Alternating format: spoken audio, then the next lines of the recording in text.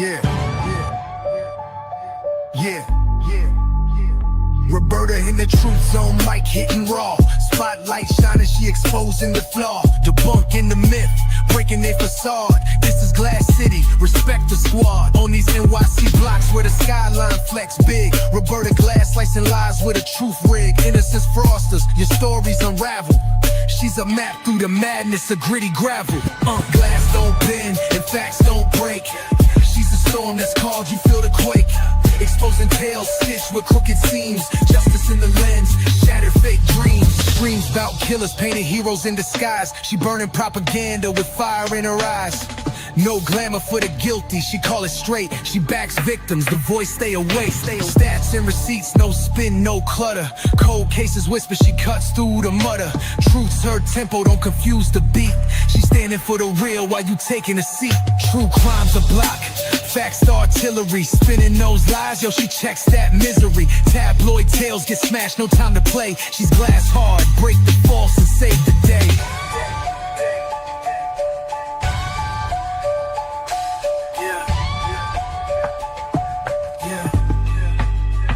True crime's a block, facts the artillery. Spinning those lies, yo, she checks that misery. Tabloid tales get smashed, no time to...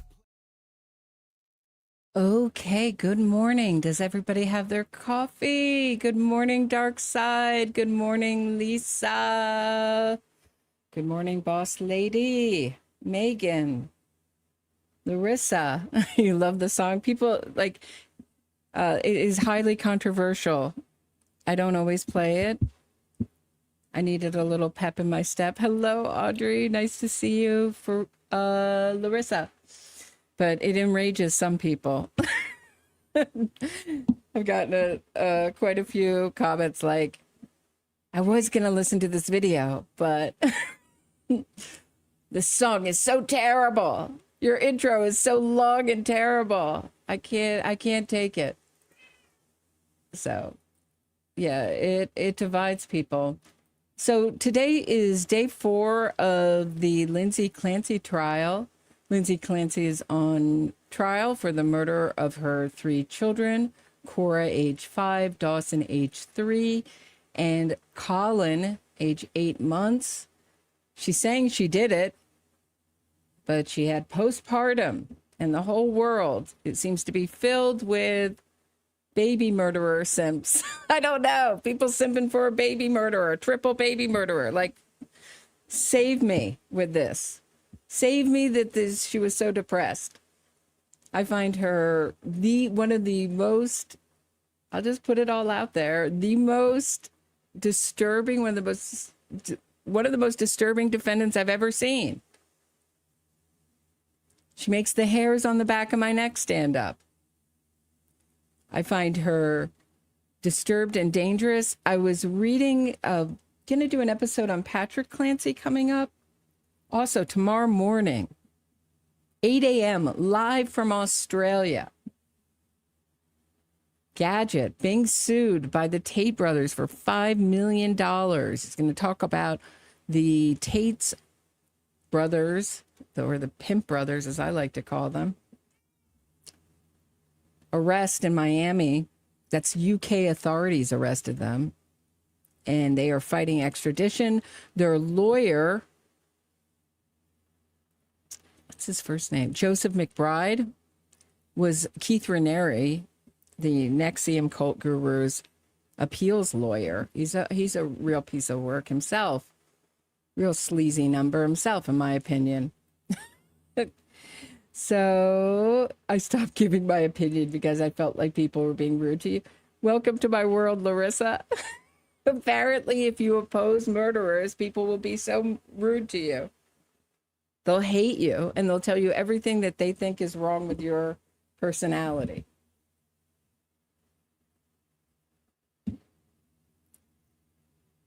But I was reading this, back to what I was saying about Patrick Clancy. Tomorrow morning, I think it's 8 a.m., 8:30? 8 a.m., I believe. Live with Gadget. You really don't want to miss it. I know these are like my smaller episodes, but I think there's some of my better episodes, and it makes me sad that more people don't see them. I know it's a difficult subject, but I think it'll be a really interesting show.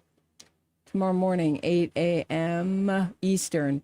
But I was reading this thing. Let me just share my screen so I can show you where we're at. They're just going to come in today and give the jury instructions. They're going to be looking at the home. So we're not going to really I don't believe we're going to get much testimony, but you never know. May just be a couple of hours and then they'll continue on. But I would think on a Friday, they're just going to see the home the way this, and that's going to be it for the day.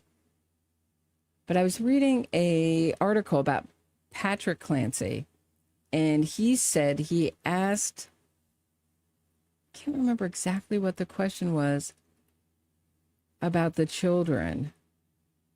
And if she'd been planning it. I think that's what the question was, but don't take that with a grain of salt. But the answer, I won't forget. Lindsay Clancy told Patrick Clancy that killing her 3 children, she strangled them using exercise bands, and they were found tied to each of the children's necks. And I think she did that not as a message to her husband, but just to make sure that they were dead. You got to think like a psychopath. She wanted to make sure they were dead. No chance of reviving them. She's a nurse. She'd seen people be revived. She didn't want her children to be revived. But he asked her if she had been planning it, and she said, no, it was just like a snap of the fingers.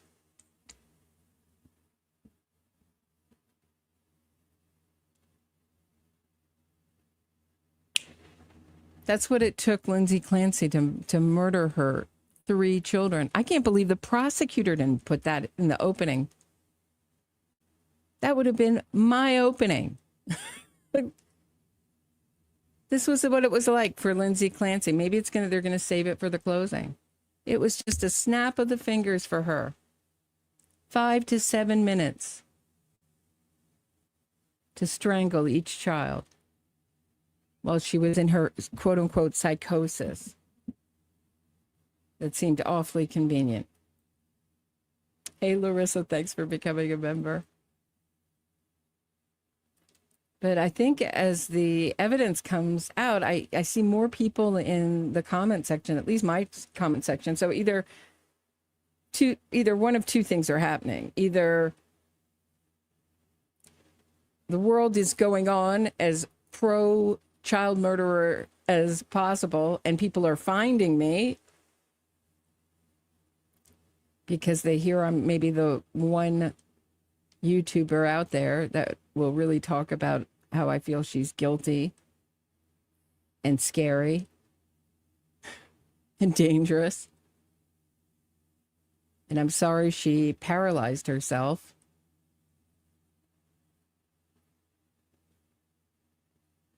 Jumping out the 2nd-story window with her superficial wounds to her arms and her neck. But that is not a free ticket to murdering your children, your babies. I mean, I wonder if she had murdered her 3 cats and hung them in the basement. As an animal lover myself, I wonder if the world would be less sympathetic and said it was postpartum. I murdered my children's 3 cats. If she'd have the support. I doubt it. Remember Michael Vick? Anyone?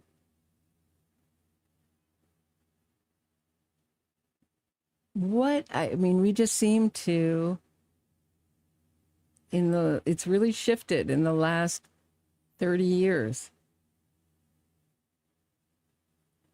You're propagandizing the public with a very sympathetic stance to killers. If they have a story, give them a pass. And I've talked to a lot of law students when I'm in court covering trials. And they will argue till they're blue in the face how we have to end incarceration. And incarceration doesn't help the criminals, the killers, and the traffickers. it's not all about what will help them. Some of it's about protecting society. Some of it's about punishment. I believe this was Dan Markel's point. The Adelson murder for hire case. Anniversary of his murder just passed. Right. Most people can't deal with animal cruelty, but cruelty to human beings, it seems like we're getting more and more okay with.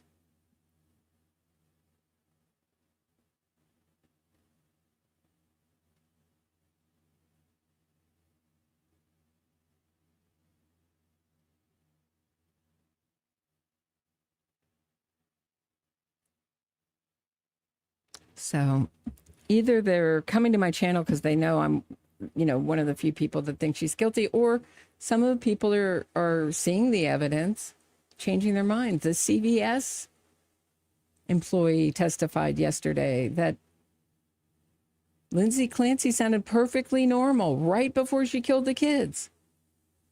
How convenient is this psychosis? I mean, what it feels like when you're watching a pretrial innocence fraud really take root, and always with the help of our compliant, complicit media. They're always really happy to support an innocence fraud campaign and put out these talking points ad nauseum with very little pushback. Okay, hold on one second.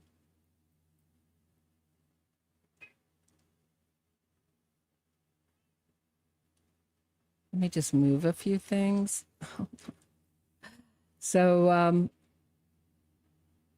or, people are coming to their senses. I mean, how can you call CVS to check on the medication for your kids, for your daughter, who strangely had stomach issues? Does anyone else think these stomach issues were connected to Lindsay Clancy's behavior, that Cora, the oldest, picked up on Lindsay Clancy? I believe that especially females have real intuition for safety because we are the weaker sex, physically weaker sex.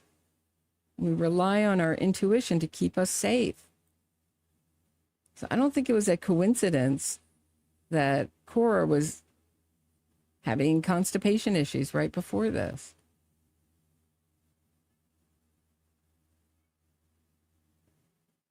All right.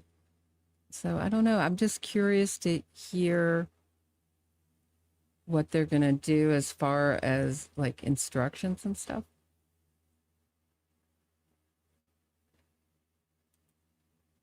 How is everyone else feeling about this trial? We went through a lot of witnesses yesterday too. It was going so fast. And then we went through a real flurry of witnesses. It gave me some hope that we might finish this trial this year.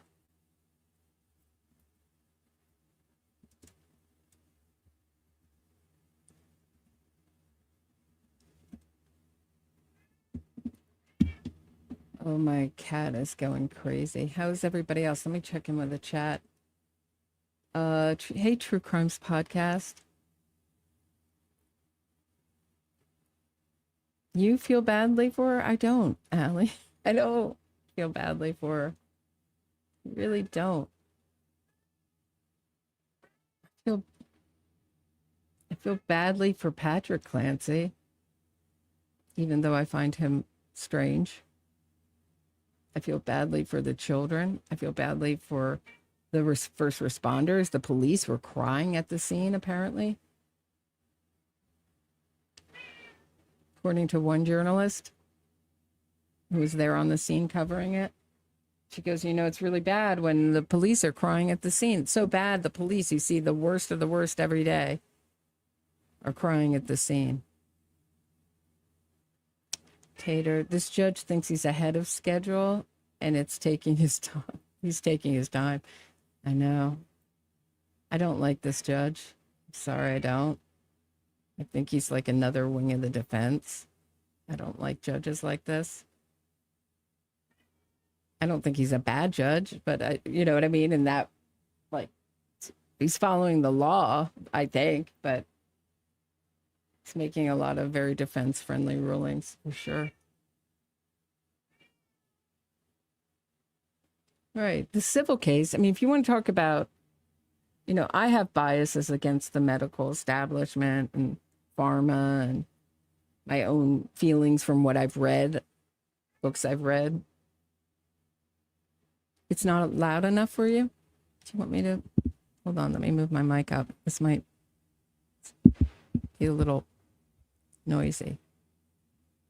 Is that better? Oh, do you mean the trial's not loud enough? Is it me not loud enough? Or is the trial not loud enough? I don't know. Let me know, Chrissy. If and thinks she's innocent, why did he divorce her? So I was looking at the New Yorker magazine article. New Yorker has had a history of doing this, from Jeffrey McDonald, the other family annihilator, and Janet Malcolm. The Fatal Vision podcast is putting out a source material. They've been given like an incredible archive of source material related to Colette McDonald, Kristen McDonald, and Kimberly McDonald's murder. And Janet Malcolm was this journalist who came in and interviewed everyone on both sides, which I didn't know. And then was running these like basically love letters, flirty love letters to Jeffrey McDonald in prison. But there's always these journalists who are willing to help these killers. I think it's really the ultimate dream of journalists everywhere to free a innocent person, right, from prison. Your journalism, I mean, what more power, what more of a feeling of power do you need than to free a innocent, but there never are innocent. That doesn't matter. They just want to free someone from prison. It doesn't, the innocent part is, guilty part doesn't seem to bother them, that these people are extremely guilty, unambiguously guilty. They will make stuff up if they have to, leave evidence on the cutting room floor, whatever they have to do to push their narrative, because what a feeling of power that is. And it helps their career. The money is very good. Not so much on this side of the fence, I'll tell you that. Hey, Tater, morning.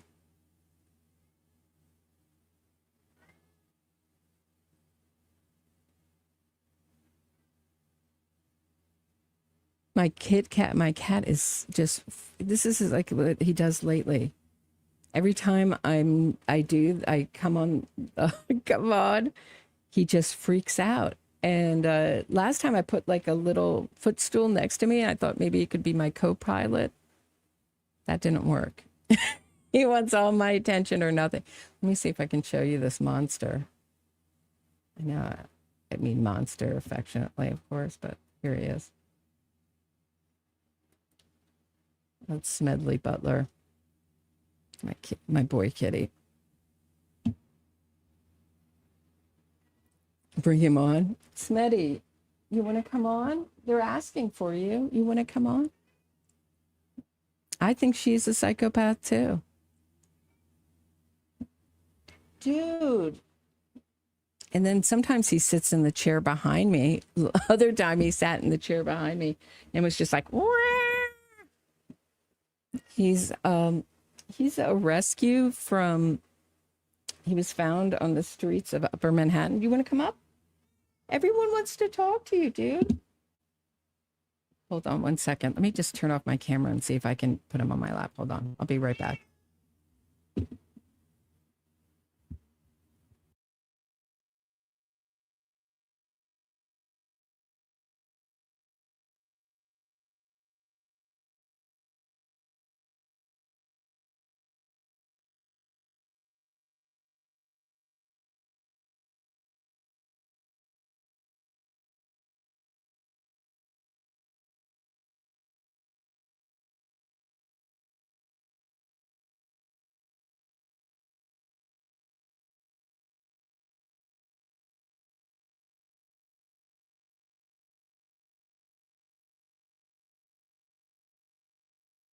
Okay, he has no food. I'll be right back. This is what this is about. It's not just attention. It's a food bowl problem. Hold on, I'll be right back.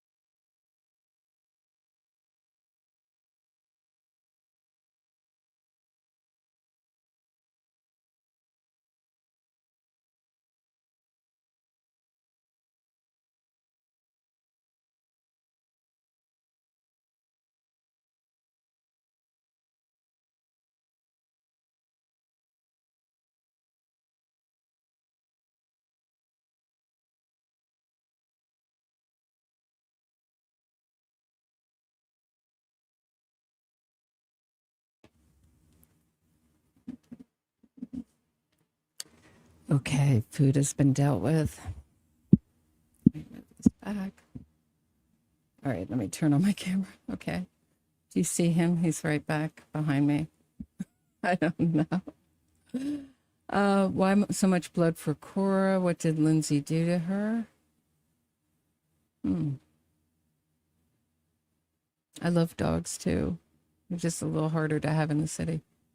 Cat has 3 cats. But my boy cat was gotten from a rescue that rescues kitties off of death row. Death row, I don't know. They're about to be killed in the shelter system. And he was a kitten with a lot of health issues.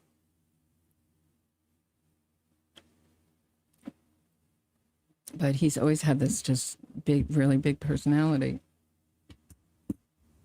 And the rescue guy was like, I want to keep him for another week. He said he really wanted to keep him himself. So it took a long time to get a lot of vet bills. And my girl cat is from another shelter from where I grew up. My girl cat, Tralala. You're not blocked, bossy Texas chick. I see you. Hey, JP. No, I don't think it plays in. Do I think calling Lindsay a psychopath plays into the defense theory of a psychotic break? No. Does anybody notice how vague the defense's whole theory is? It's not, it's not that anyone else did it. I mean, they have some good things to go on. I think any defense attorney would love to take this case in some ways. It's a challenge. She was smart. She was a smart defendant and put a trail of, made an alibi for herself. That's how I see her mental illness. Because when you really need help, you're not dropping in and out of care like she did and going from medication to medication, like racing from like medication to medication. These 13 medications that she went on, I think she was like on 3 or 4 at the time of the murders. And the main thing was sleep. That she was having trouble with. But he would, Patrick Clancy says like he would come into the room and she'd be like rocking. Like, how do I look mentally ill? I mean, if I asked my audience members, I'm going to leave the room. Say we were together, right? And I'm going to leave the room. When I come back, do something non-verbally that tells me you're crazy. I think 9 out of 10 people would rock back and forth.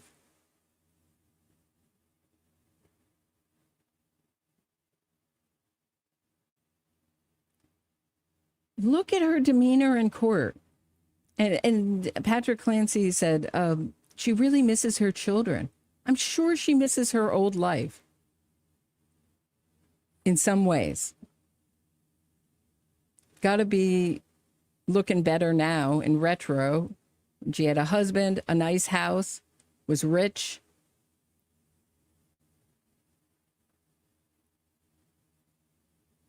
Could order takeout at a moment's notice. Should we look at the 3V restaurant and look at their menu and what it costs? I'm curious. Is anyone else curious? While we're waiting. I guess other people have looked this up. Have other people looked this up? I don't know. Okay, so.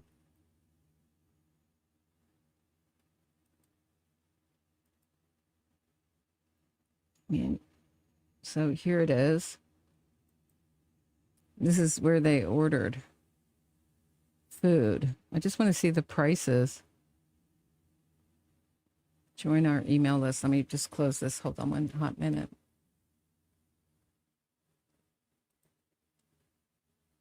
Yeah, a starter of steak, a steak and cheese egg rolls are $16. Hummus, $16. Not crazy, but $30, $34 for 3 steak tips. Baked cod is $29. 3V mac and cheese is $20. A burger is $19. Sweet chili salmon, tacos. Oh, sounds delicious. You can order a little pizza. Getting hungry looking at this. Cobb salad's $21. Is this lunch or dinner? What am I on? Right. And then let's see what they have for dessert.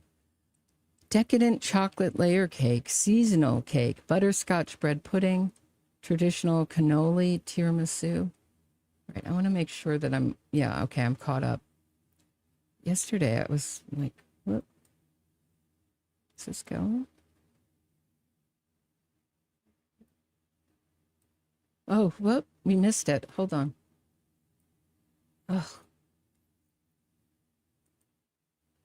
Okay. Well, we'll watch it together now. It looks fairly boring.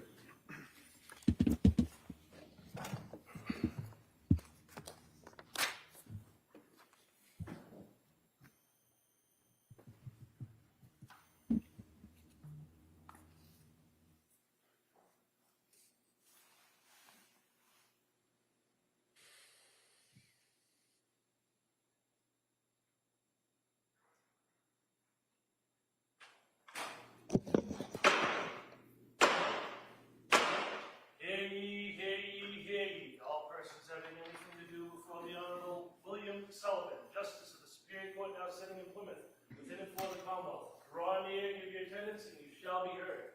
God save the Commonwealth of Massachusetts. This court is now in session. Please be seated.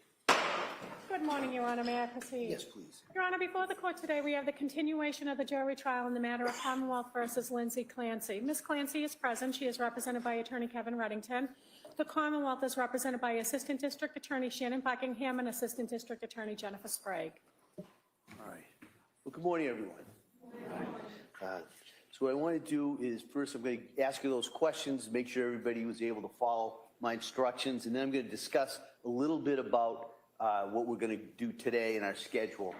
So first off, the first question is, any member of the jury read, seen, or overheard anything from any source that would affect your ability to be a fair and impartial juror in this case?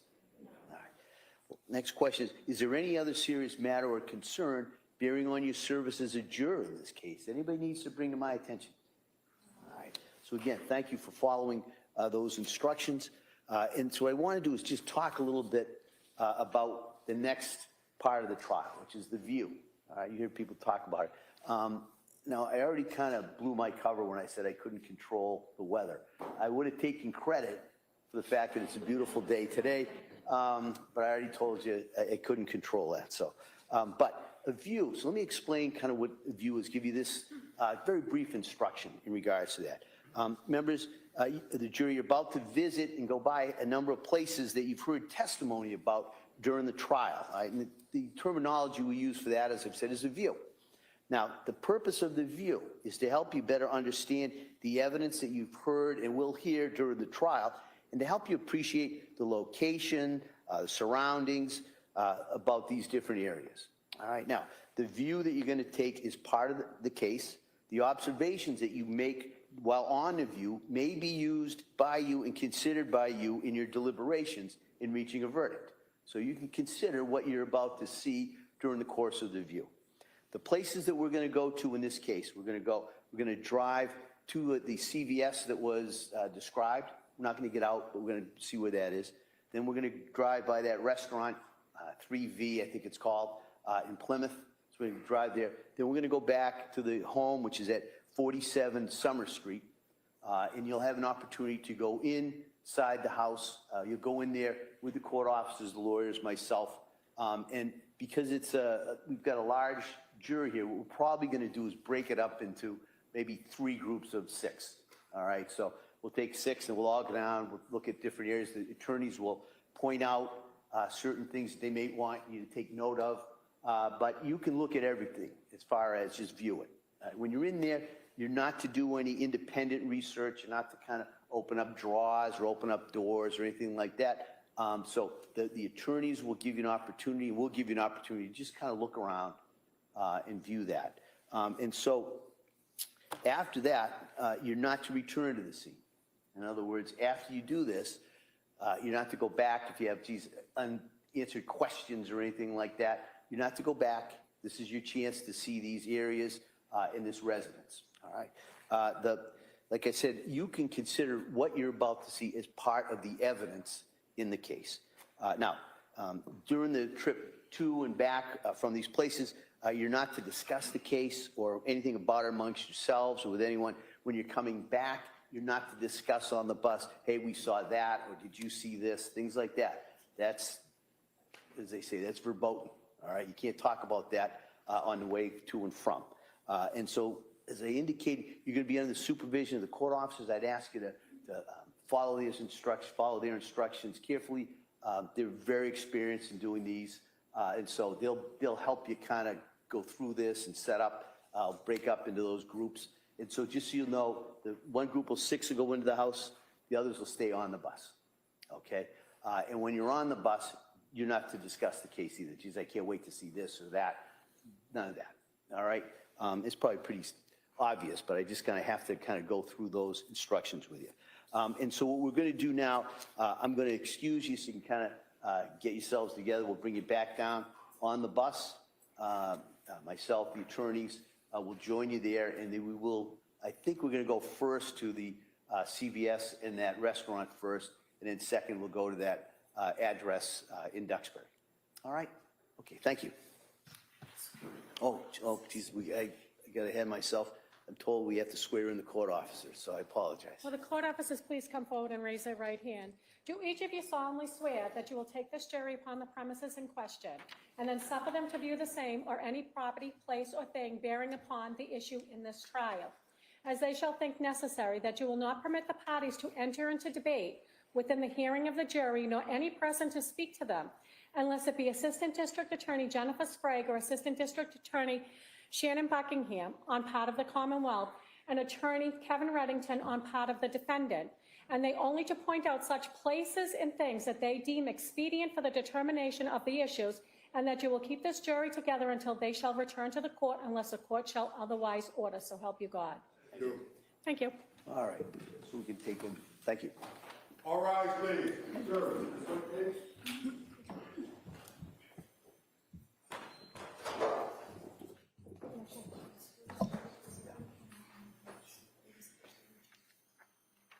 I'll go in first. Had the problem before.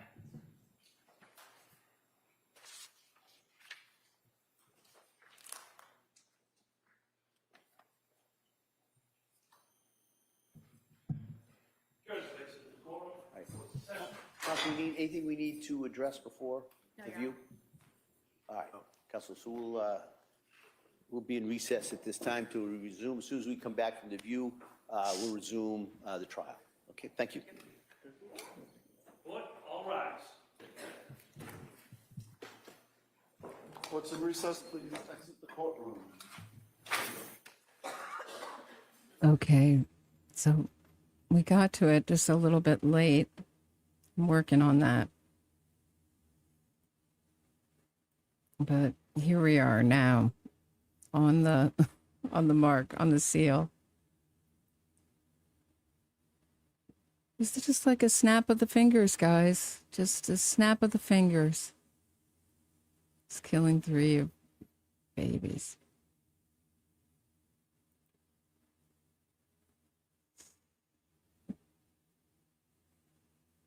Mm. Well, so let's go back and look at this restaurant, shall we? Hold on one second.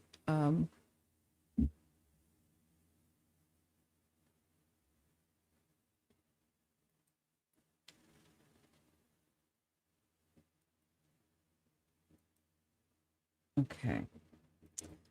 All righty. Here we are. We're on the menu. And you're right. They probably didn't get dessert, but I'd like to see what's doing with the desserts. Butterscotch bread pudding. Kind of uninteresting dessert menu. I love cannolis. Decadent layered I mean, just sort of the stuff you usually see. Seared tuna. Watermelon feta salad. Shaved red onion, $24. Evo. What is Evo? Does anyone know? EVOO. Fresh lemon, sweet balsamic drizzle. Heirloom beef steak and burrata. Thick sliced tomato. So heirloom tomatoes, chops pistachios, fresh basil. There's that Evo again. All right, I'm going to look in the chat and see if anyone knows what Evo is. Help me out here. Extra virgin olive oil? Is that what it is? Thank you, Julia. Thank you, Kat. Oh, you have a cat named Cannoli? That's a good name. Allie. Thank you so much. You're welcome for streaming it. Thank you for supporting the stream. You guys make it possible. These are entirely supported by you guys. So you can watch them ad-free. Let's see. You shouldn't be getting ads on these. Let's see. Food. Okay. So lunch, dinner menu. Is this oh, this is the dinner menu. Okay, so this is the dinner menu. And then they also have a kids menu. Cheeseburger with French fries, $10. Grilled cheese with French fries, $10. So very reasonably priced, right? Grilled cheese with French fries. Cheeseburger with French fries. That's a good deal. Chicken tenders and fries, $9. Kids mac and cheese, $10. So obviously that they want parents. That's what that tells me. Let's see what the lunch menu is like, shall we? So they're going to go visit the restaurant. Did everyone hear? They're going to go visit the restaurant. You're really going to see how far everything is away from each other. It sounds really close together. And then they're going to go by the home. Cornflake crusted chicken tenders. Calamari. I love calamari. I know not everyone does. Nashville hot cauliflower. No, thank you. Skillet roast. Not for me. Maine mussels. Yum. Giant pretzel. Oh, I think I'm ordering by accident. Okay. Classic clam chowder. Eastern king oysters. Greens, the Cobb, watermelon feta salad. So olive oil, onion, lemon, and balsamic. So is there watermelon in there? Is there feta in there? So they just don't. Okay, got it. Okay, seared tuna. with chilled Asian noodles, watermelon radish, mixed greens, sesame vinaigrette, crispy wontons, classic clam chowder.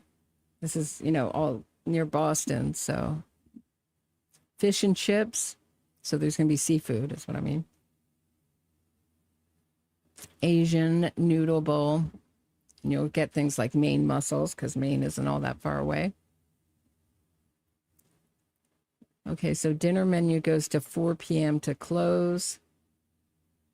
Do they have some pictures and stuff? Let's see. Now booking. No, thank you. A new energy in America's hometown. God, it looks delicious. The pizza especially looks delicious. Steak.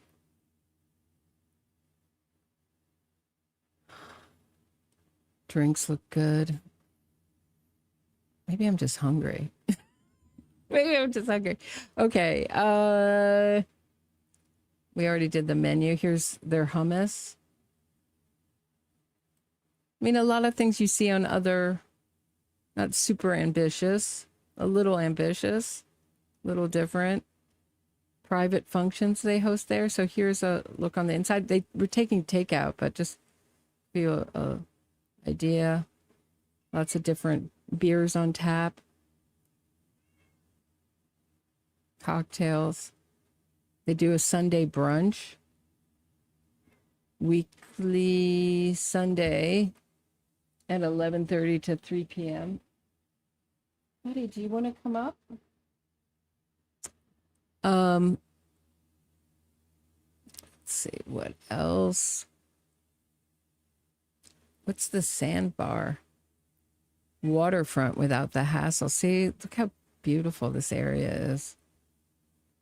Welcome to the sandbar. This summer, we're making it easier than ever to enjoy a waterfront get-together without the boat. They're pet-friendly. You hear that, Smeds? Tra? They're pet-friendly. Ice-cold drinks, food truck menu, live music, lawn games, pet-friendly. Okay. Yes. I know, it's so hard being a cat. Let's see.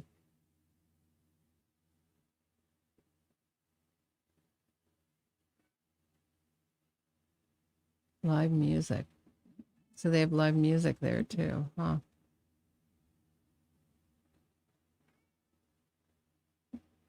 This makes me sad, this picture of children. What a thing, all these people, I mean, who would want to be a witness in a trial? I mean, from the CBS employee to 3B, like they had to give the video of Patrick Clancy going in and getting the food. Like all these people, what my point is that these murders have they affect so many people. It's really, I always say it's like throwing out a stone into a lake, and it's just like the reverberations like just keep going and going. From all the places that these kids were taken, store owners who just knew the kids from them coming in.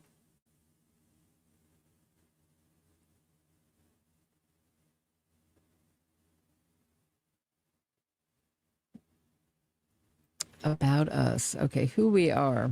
3V was created by the third generation of the Viscarello family in 2019, situated on the north side of Plymouth, inside the historic Portage Commerce Center. 3V offers a new energy of America's hometown. The name 3V celebrates the legacy of service and the evolution of the Viscarella family's love affair with great tasting food, a strong sense of community, and an appreciation of our local history. So there we go. One upwardly mobile woman is toasting. It's like a wine bar.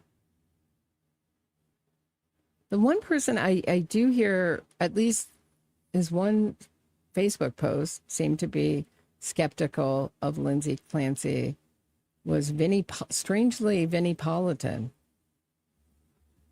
And he was saying that is it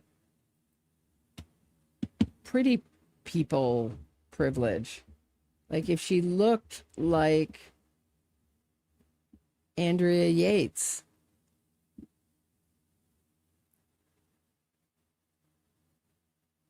Oh, he's going on tonight and he says Lindsay Clancy will be a free woman. It's upcoming. Let me just show you. Oh, I guess I am showing you this.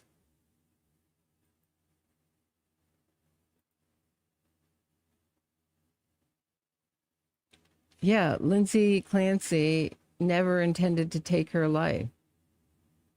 Yeah, she faked it. No kidding. Oh, she faked it? You think she faked the injury? That's interesting. And the episode description is prosecutors are sticking to their theory that Lindsay faked the attempt to take her own life. Can they prove it to a jury? All right. Who are these people he's having on? Oh my gosh. All right, let's watch a little of this together. Did Lindsay Clancy plan it? Did she plan everything? I've been listening to prosecutors present their case. And the question I have is they try to disprove that the mental illness and the medication played a role in what she did. Did she fake it all? Was it all a ruse? Was it all a setup so she could get rid of her kids and somehow be free at the end of all of it? Did she fake? Did she fake it? Does anyone know who these two are? Albert, this guy's a lawyer, obviously. Wunsch the Third and Jonesy. I haven't come across these. I try not to watch too much other people's opinions, so I don't want to. But I'm just curious because Vinnie Politan seems to have opinions that go with whatever, the popular opinion is. So I wanted to see how he was just covering this case. Maybe we can watch a little bit together while we're waiting. I'm keeping an eye on it. We won't miss anything again, I promise. We'll always go back if we ever miss anything. Fake the mental illness? Did she fake attempting to take her own life? Julia, thank you so much. Justice for the Clancy children. Innocent and completely powerless. Thank you for saying that. Yeah. Annie, thank you for the jewels. Thank you for the loot. Very generous. Thank you. Audrey, thank you so much. Thank you, guys. Really appreciate it. All right, here we go. Back to... That's what we're going to talk about here, because that's what prosecutors have to prove in front of this jury, because there is documented evidence of Lindsay Clancy seeing doctors, having issues, having thoughts, having horrible thoughts. There's evidence that she had thoughts, guys. She told her husband she was worried she was going to kill the kids. I don't know if I would ever leave my... Obviously, the husband didn't believe her. Because he would never left her alone with the kids, right? If he really thought that she was a danger. Or she was crafting an alibi for herself.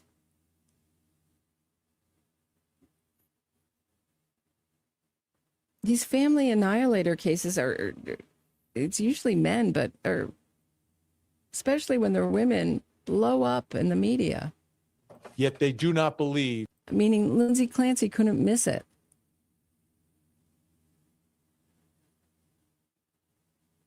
it played a role in what she did to her children. I'm Vinnie Politan, along with Albert H. Wunsch the third. Hola. Did it play a role? Does it matter if it played a role? I mean, I think she's a stone cold psycho. That's how I see it. Was a nurse who worked around women who had just given birth every day. So when she went for an alibi, when she wanted to kill her children, she went back to a familiar theme. If you're gonna simulate, I mean, to me, it's like faked, essentially.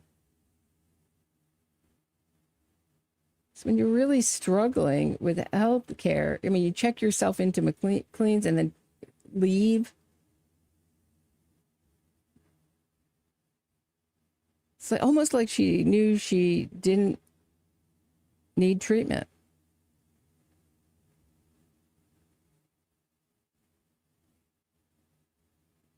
To me, it goes, okay, here's the problem, is the issue with how she committed suicide to me is such a red flag.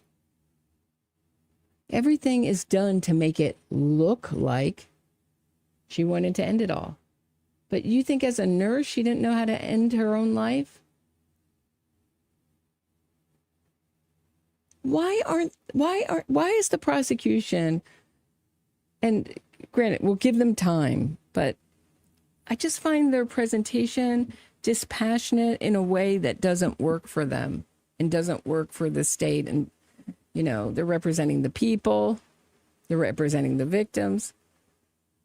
And I appreciated them trying to bring in the children first off, the children, Cora's character and her personality and opening. But it was done so half-heartedly. I don't know what happened with that opening statement. I know trials aren't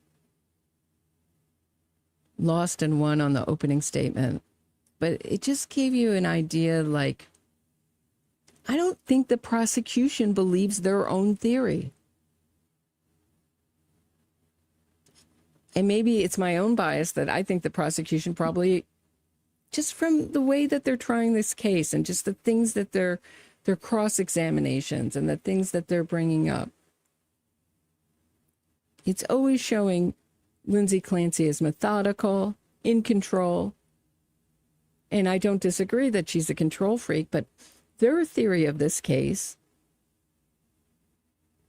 and if people think I'm misrepresenting this, let me know, is that Lindsay Clancy was such a control freak.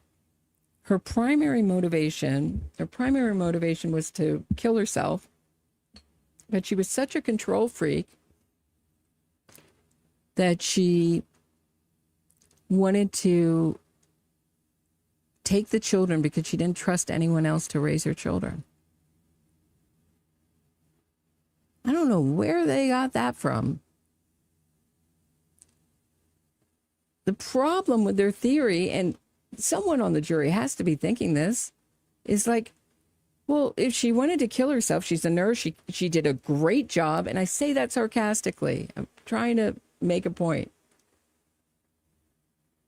She did a great job killing her children. Why did she do such a poor job killing herself? And I'm not talking about the fall, because I think the fall has elements that you can't anticipate. And that's going to be, I think, the most important testimony of the trial. And I think the defense rightfully has pinpointed that as the most important testimony of the trial and has gotten a really high, like, well-moneyed, well-paid defense expert to say that she fell out the window head first, or however they're going to say she fell, like she flung herself out the second-story window. Sent an opening. Did they say it was 60 feet an opening? Does anybody remember? Let me know.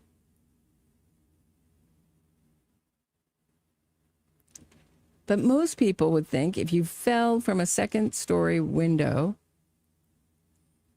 on ground that wasn't frozen, that you'd be okay, no?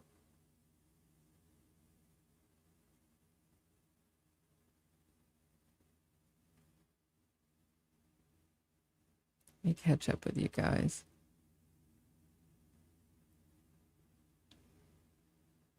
Yeah, Becky says, this is Becky, you're not alone. I've gotten, unless that was you, unless that was you, Becky. I've mentioned this before, that her arm and neck wounds remind me of Darlie Routier.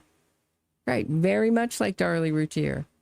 We haven't heard her speak. She wanted, oh, the other thing that was Patrick Clancy said in this article with the New Yorker that is really like the Innocence Fraud magazine du jour. Tyrone Hood, West Memphis 3, Dave Schild 4. So many killers. Jeffrey McDonald.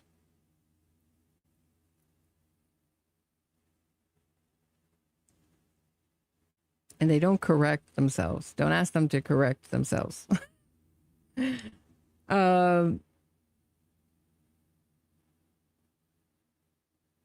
But she wanted to be an advocate for postpartum depression after this, and and Kevin Reddington had to tell her not to do any interviews. So she wanted to come straight from her murdering her children to being an advocate. And Taterbug sent me a documentary all about women who kill postpartum, and boy, was that like an Innocence Fraud documentary. Like, just forgive them. If you're depressed, you can kill your kids. You got the baby blues, that's a ticket to kill your kids. Right, just like Amanda Knox. Exactly, that's exactly what I thought, true crimes. She wanted to like monetize this immediately. And be the victim, play the victim. These murderers, this is what I said when I was on Court TV, when Vinnie Politan was on Court TV, before Court TV was bought by Law and Crime. I said, we know murderers love to play the victim.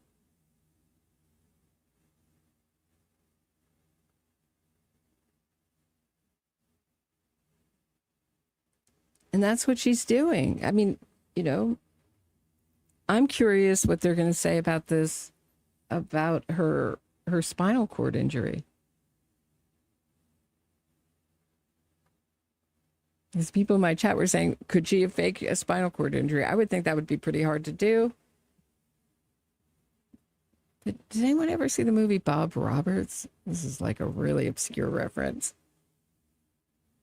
But he's like this politician, this folk singing politician. Tim Roberts.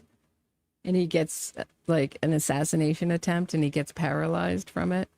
But I don't know, spoiler alert. This is a spoiler alert to Bob Roberts, but he fakes it in that. She will walk again, you think? Well, she's fit. That helps. I know. I've covered Amanda Knox's stand-up comedy career. I think she's doing something else. Oh, she was on Club Random, and I haven't been able to. I'm the only one who covers it anymore. I seem to be the only one who cares about Amanda Knox anymore. It's just me and True Crimes holding down the guilty fort for Amanda Knox. So I do feel like those are episodes I feel sort of like are important to keep putting out, even though they're, not seen. Some of them aren't seen, viewed so often.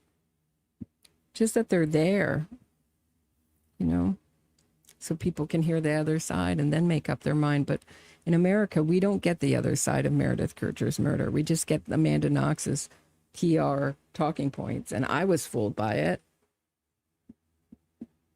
So I'm trying to let people know there's another side.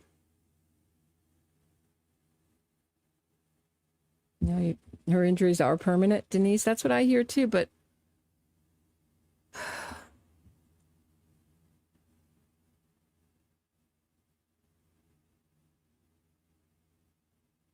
how much of the things that we hear are favorable to Lindsay Clancy? It just feels like, I keep thinking of the movie Chicago, or musical Chicago that became the movie. But the Billy Flynn character, give him the old razzle dazzle. It feels like there's a lot of razzle dazzle, a lot of show business on the defense side in this trial. And Kevin Reddington is really good at what he does. No fan of his. Read, that's something we could do actually while we're reading. But let's listen to maybe like 10 more minutes of this. I just want to get a hint of where Vinnie Politan's going with his narrative. Kind of gives me an idea of what other people are saying about this case. I can guess, but let's see where he's going. Tangenistas.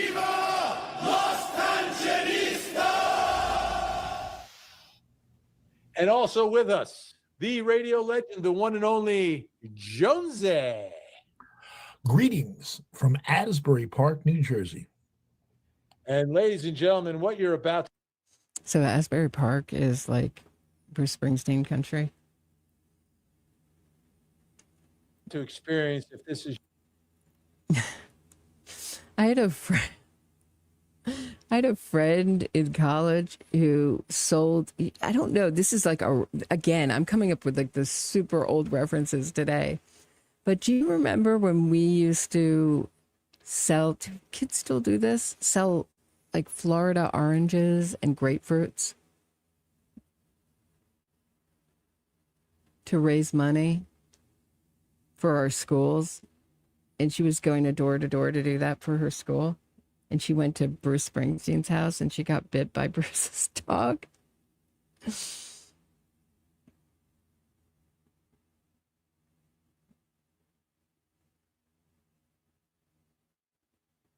Does that still happen? your first time, oh, get ready. This is what we call, don't you love how I kind of like stall? Yes. Is it obvious? No. Yes, I did. I use that technique, and it's obvious to me. But I'll use that technique on the air if I don't know where I'm going next, kind of deal. Yeah, I use that with the Supreme Court. Yeah. This is what we call the Tangent True Crime Podcast.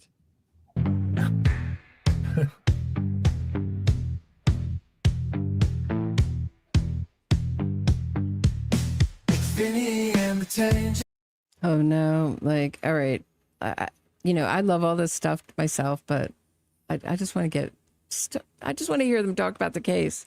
I want to hear what they're thinking. October, November. Or pretending to think. So many of these people just take the opinion that's popular. I mean, it's a smart move. It's a way to actually,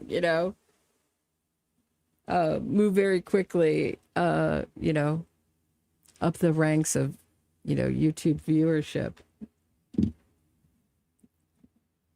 But I want to hear what they really think. December, January, setting it all up so she can get rid of the kids and have an actual defense at trial. Is that possible? No, that's not possible. I mean, she's a nurse, okay? So she's doing what she's supposed to do, keeping that log book, and it keeps a tab on what kind of medication she's taking. Right. She's a nurse. She's keeping a logbook, or she's making copious alibi for herself. See, I'm really sick. I have to take medication. I have to take so many medications. So many medications I have to go on them and off them like immediately.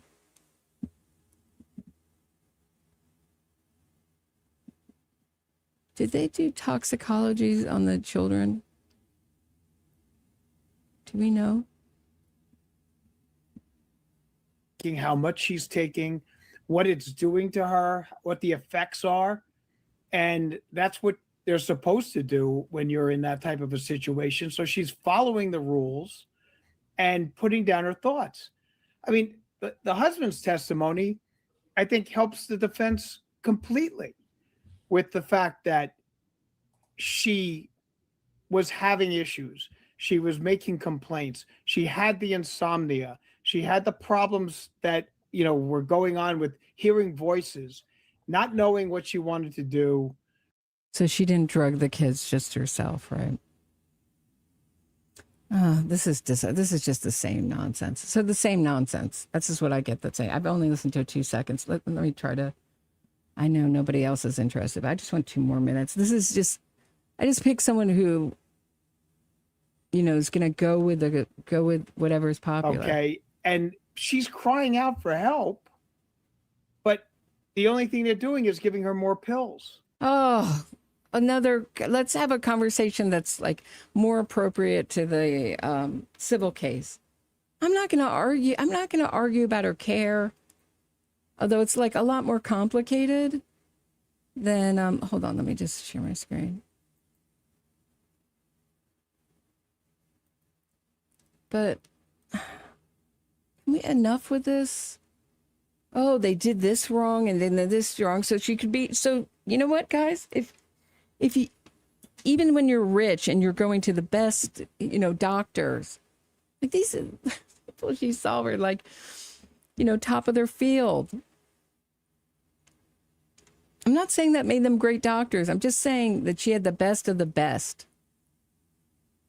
And what Patrick Clancy told the New Yorker is like, look, they said, well, did McLean Hospital deny her care? And also, I want to make a correction. McLean Hospital was not the one who refused to diagnose her with postpartum.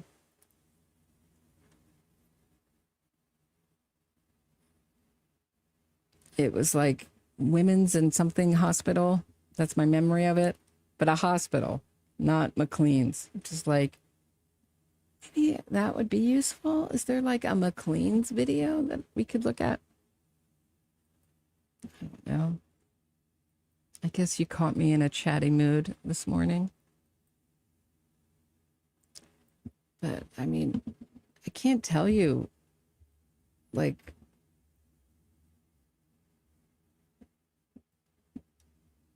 okay, hospital. Let me just see if there's like the dark story of America's most exclusive psychiatric hospital. Exclusive. Okay, can I just read you that headline again? The dark story of America's most exclusive psychiatric hospital.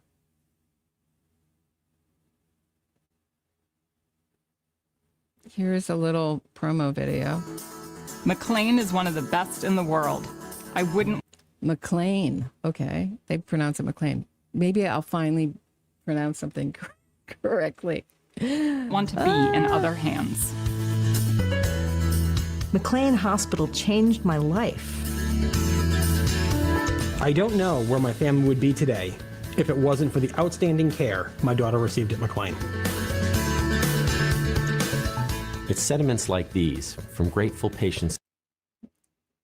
Right, from grateful patients. I just want to see like a little bit what the campus looks like. Hold on. And their family members that speak to the heart of McLean Hospital and the faculty and staff who have dedicated their careers to improving the lives of people affected by. What is going on over there? They're putting electrodes on that guy's head? Faculty and staff who have dedicated their careers to improving the lives. Like, does that not look like a Clockwork Orange? I'd get another old reference. Clockwork Orange little hat there with the electrodes. What are they doing there? Lives of people affected by psychiatric illness. Bringing together the best of compassion and science. Iowa traveling nurse. Can you weigh in? What the heck is that?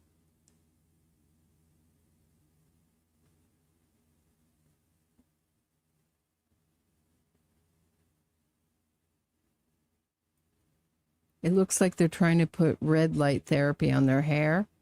Oh, so he's going bald, and that's... Why would they be doing... I still have scary memories of my mental health rotation 27 years later, do you? So, yeah. So, when I had to institutionalize the person I had to institutionalize who had a psychotic break, they went to a locked ward. It was awful. First, and then you kind of step down as and you're given Haldol shots and padded rooms. Oh my God. Like, I remember the sound of it. I remember the smell of it, like ugh. It's so weird. It's so long ago, but, like painful, traumatic memories really stick in your brain. But the sound of that door locking, that locked door in that ward. Our clinicians and researchers enable us to provide innovative and expert care for even the most complex cases. Through our highly specialized clinical services, McLean cares for over 10,000 people annually. Our areas of expertise span substance use disorders, psychotic Oh, they specialize in psychotic illness, guys. illnesses, borderline personality disorder, depression, anxiety disorders, OCD, trauma, and eating disorders. As the flagship psychiatric hospital of Harvard Medical School, McLean Wasn't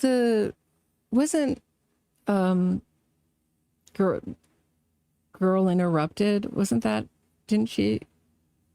this based on McLean? Am I wrong? Thought she was from that area. Susanna Kaysen. McLean has 7 campuses across Massachusetts and Maine, as well as consultative services around the globe. We offer inpatient, residential, partial hospital, and outpatient programs serving all ages, from children to elder adults. It's encouraging to learn from our quality measurement efforts that 90% or more of our patients report positive outcomes, and they say they'd recommend our services to a friend or loved one. These are among the reasons we have been named the #1 hospital in the country for psychiatric care by U.S. News & World Report.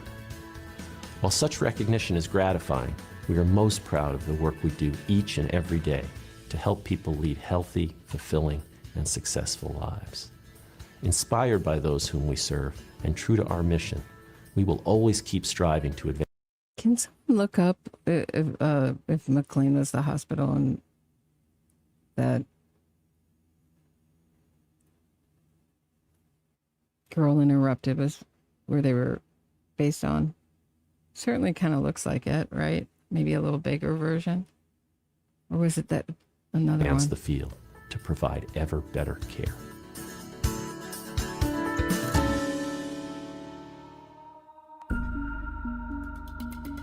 My whole life, I've always been a fighter.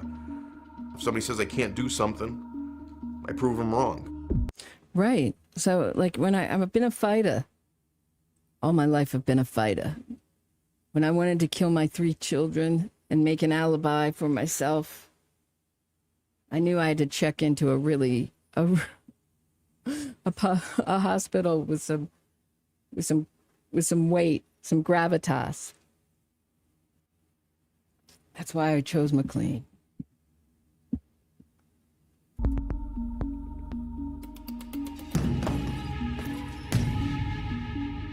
The only thing I couldn't man up to was admitting I had this massive issue with alcohol.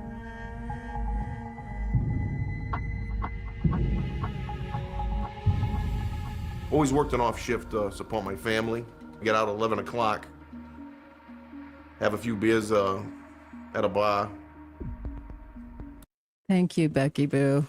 That was going to drive me crazy.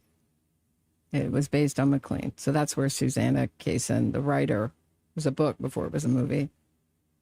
Memoir. Stayed. That gives us a little bit of... Thank you, Becky. Those kind of things drive me nuts. It gives you like a little bit of an idea. Like she got the best food, the best care money could buy. So Patrick was asked, like, why didn't she stay longer at McLean? He's like, I don't know, because she left. That's why.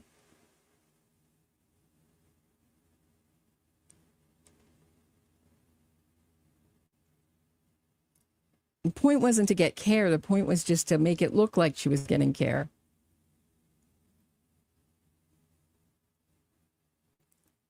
You know, why isn't like Vinny asking? I mean, if I had people on to discuss this, I would be asking, do you think it's possible? When do you think she went into psychosis? That would be like the first way to put it. When do you think she went into psychosis? Was it when she was looking up the route to the restaurant? Was it after then?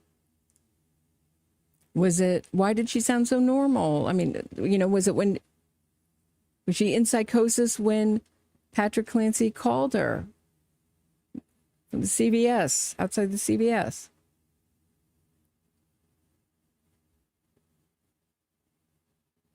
When did this happen, and how did it magically stop? Because if she has real issues, how come they just turn on and turn off on a dime? The prosecution team should be hammering this home in opening. It's so unclear, their opening. It wasn't terrible when I listened again, but it was kind of terrible. You know what I mean? It was just so ineffective. What is your point, prosecution? Someone left a good comment, but they said they should have conceded that she was mentally ill. I'm not sure they should have conceded it.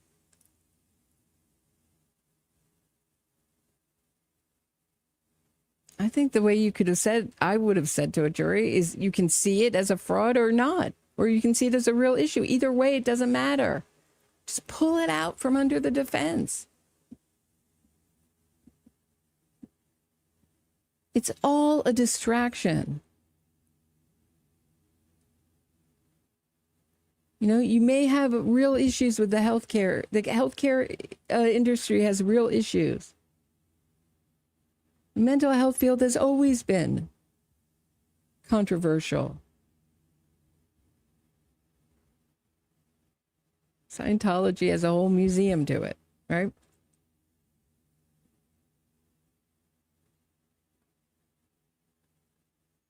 We had a doctor going around with a freaking, I don't know, it's like a screwdriver type thing, and giving people lobotomies for a while. That was like, wild. And the elitists, the elite of the elite were getting them.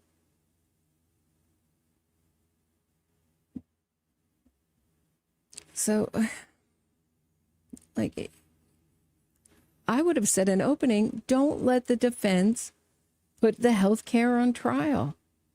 It's not, Massachusetts versus health care versus women in health care. Because women are never treated very well by doctors. There's a whole, a lot of different studies to support the idea that women's pain is not listened to. All those things may be true. But what does it have to do with this case and these set of facts?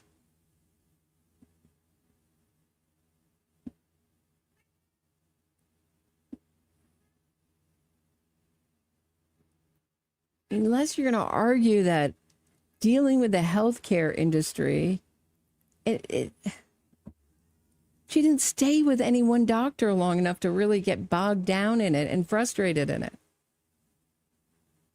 She moved from doctor to doctor, to place, all making it look like she was desperately searching for answers. And as a juror, the thing I would bring up to my fellow jurors would be like, if you wanted to do a crime like this and were a nurse, were these the kind of actions you would do? Keep a log. Keep a log of not just of your medications. Keep a diary. Check yourself into a mental health facility.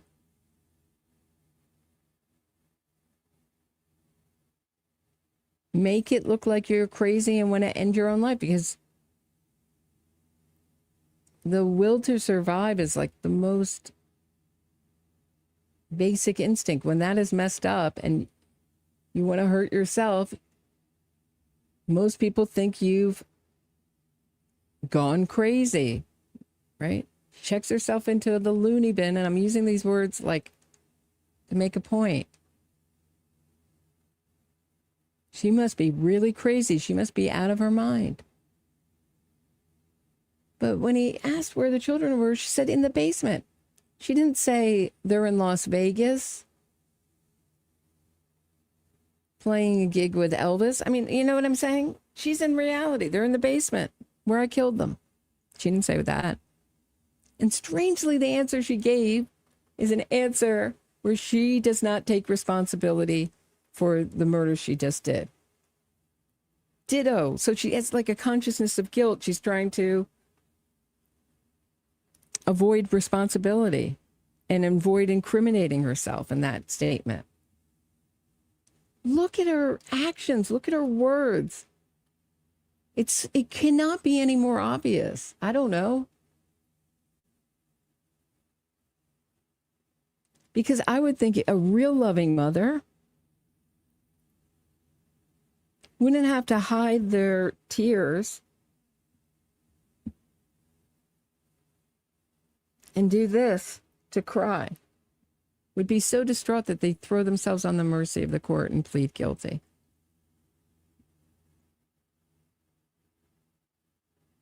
Instead, it's like she knew she was going to get away with it.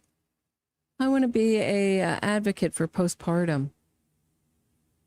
See, I'm in a wheelchair myself. I'm a victim. Okay.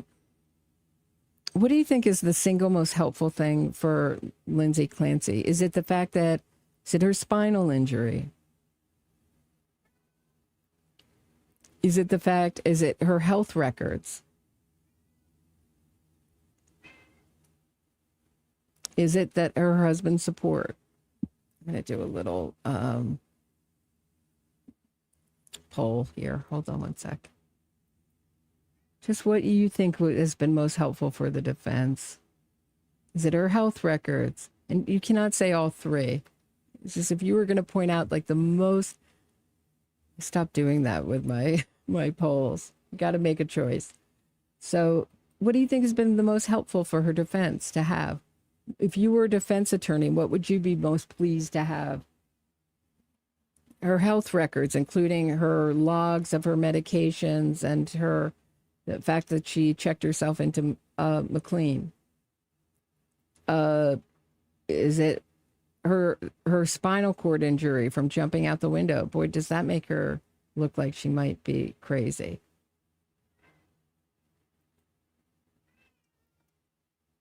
Or is it, hi, buddy, why don't you come up here? I know. He's like going in and out my legs, like walking in and out of my legs 100 times. He's desperate for attention.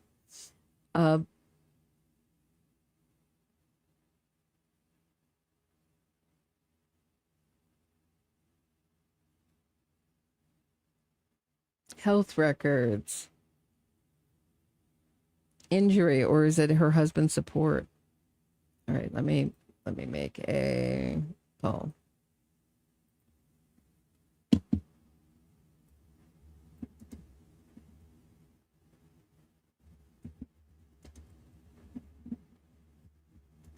This is not artfully put. And I try not to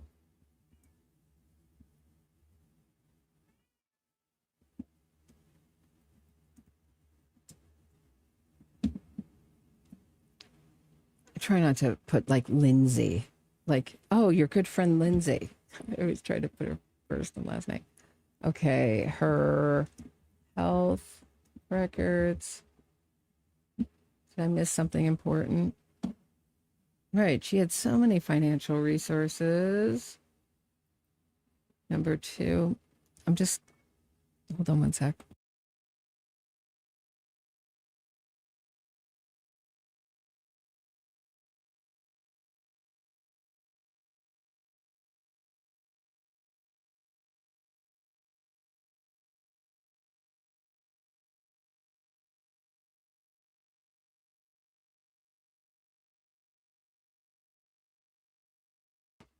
Okay. Sometimes it makes a lot of noise when I type. It's up now. And I will be watching. So let's say, 54% think it's her health records, 60% thinks it's her spinal injury. I could have put her looks too. Can you add to a poll? No, I think it's done, right? It's all of it, really, but I'm just saying what's the most important or the most useful to the defense. Spinal injury is a lot, though, isn't it? I don't think she anticipated that. And am I the only one talking about how she went out the window, or a lot of other people talking about that too? So I think that's going to be so important in this trial.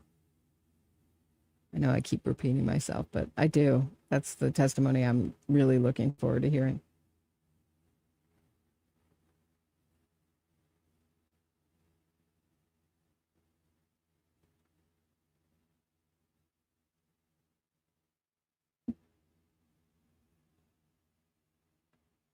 Okay, so far her spinal injury is winning. You see someone in a wheelchair and you're going to feel badly.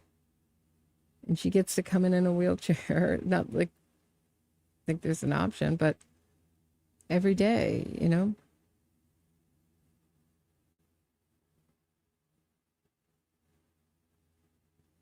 All right, let's watch some of the end of this.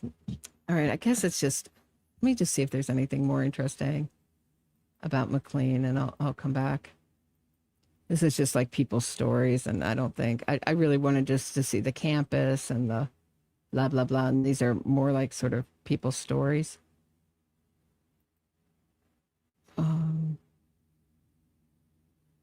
Oh, they're doing ketamine treatment there. Oh, this gives you some, but here's another. It was America's first psychiatric hospital.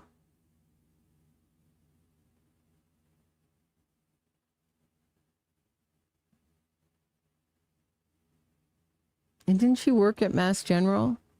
So we are Mass General and McLean Hospital Child and Adolescent Psychiatry is connected to McLean General Brigham, different part of Boston. Or maybe same part of Boston, I don't know. McLean Hospital, depression patient treated with brain sway. Ooh, let's watch this together for a second. Hold on.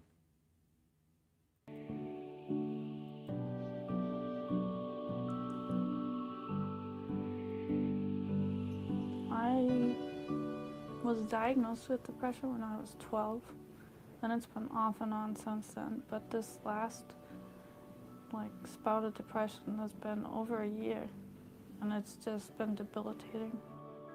Well, Michelle, like many other patients, really have made great efforts at getting treatments, trying programs. And she was really a classical example of someone who really tries hard. I've tried so many different medications and nothing's worked for me.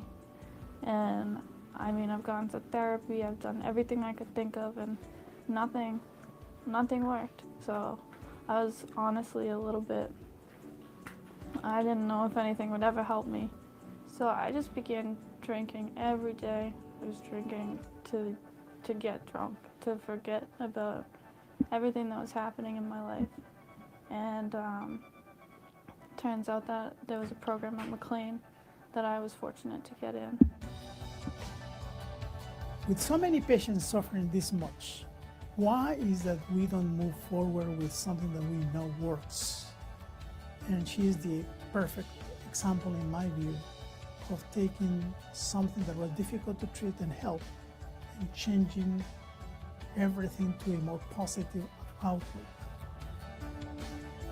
I think a lot of people are surprised. My mom and dad are so happy. They said that they have their little Michelle back. Gradually, she became less anxious, less depressed. Her sleep was more stable. She was feeling more energetic, more able to interact with others. Her ability to engage in social interactions really was changing. It's an amazing feeling. I'm not afraid to talk to people.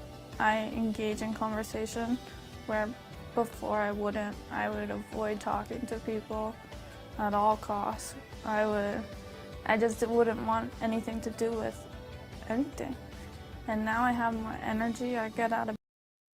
Okay. So they're going right into the brain.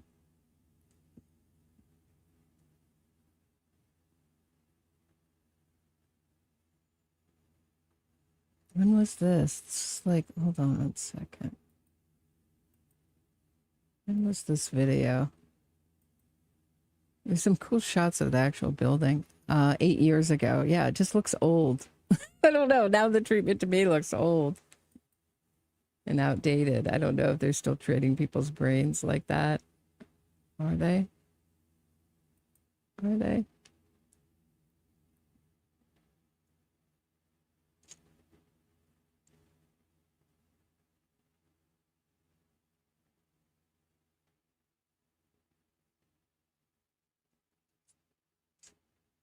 Right. I don't know, right? Hey, I don't tan. How you doing? A lot of people are scared of talking to others. That doesn't mean you have a mental disorder.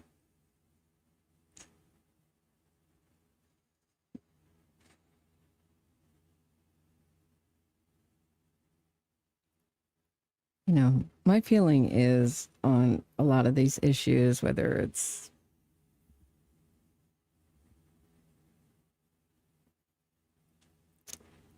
very common mental health issues like depression and anxiety or substance use issues, is that they're always going to be looking for medication to fix the brain and call it a disease and the brain. But really, like, we're human animals, and so we really need social interactions and connections. And the more we are less connected with each other and see other people less. Like, we know how people's mental health went downhill during COVID. And the less strong family bonds we have, the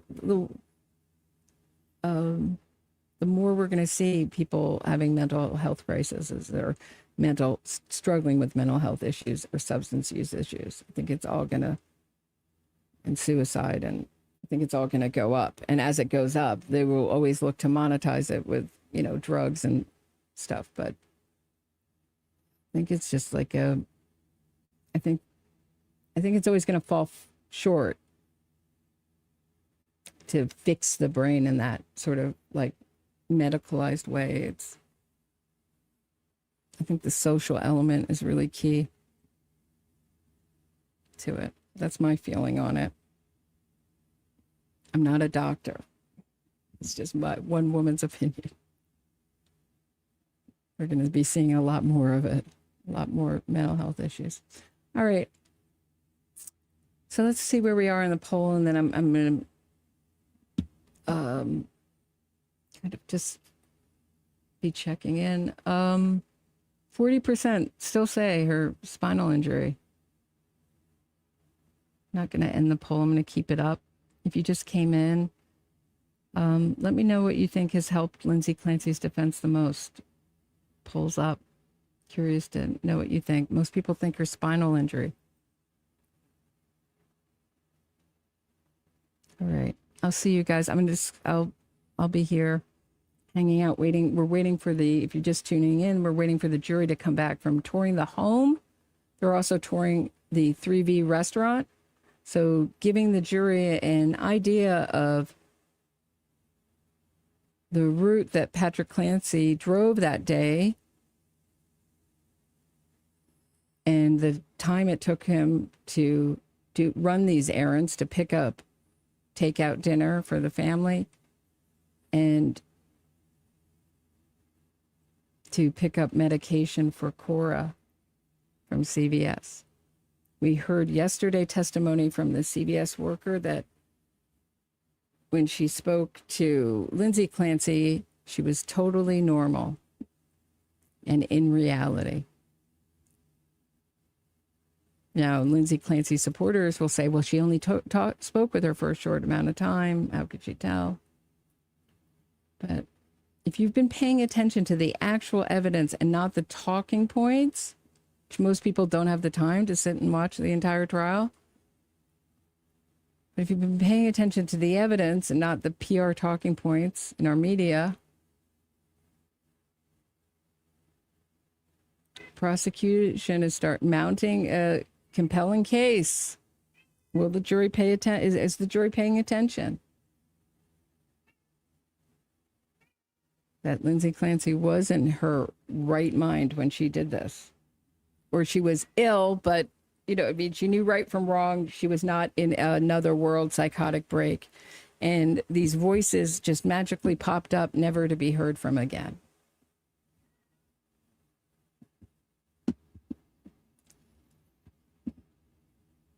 All right. I'll see you guys soon.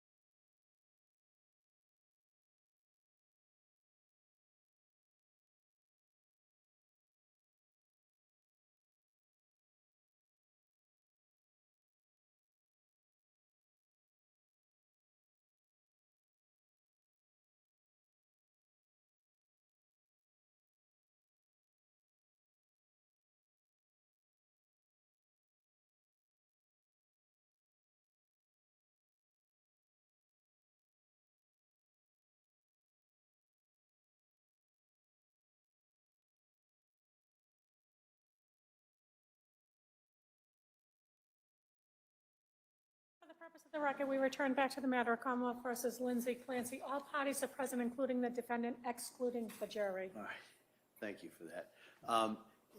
Ready for the jury? Commonwealth? Yes, Your Honor. All right, defendant?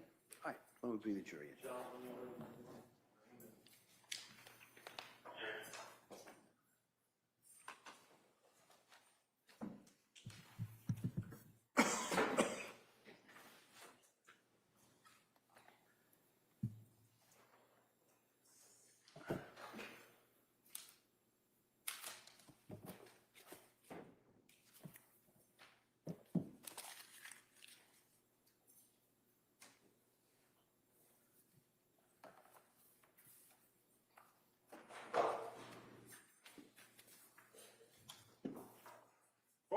All right, jurors enter.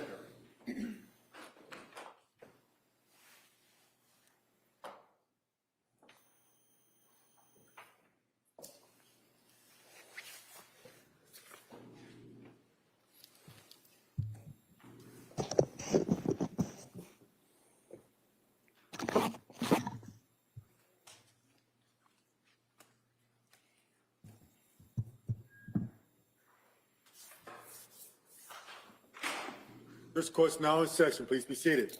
Your Honor, for the purpose of the record, we return back to the trial of Commonwealth versus Lindsay Clancy. All parties are present, including the defendant and including all 18 jurors. All right, thank you, Madam Clerk. Members of the jury, we're now going to return, as I told you before, to the Commonwealth's case, and I'll ask the Commonwealth to call their next witness. The Commonwealth would call Mark Anthony Maffio to the stand.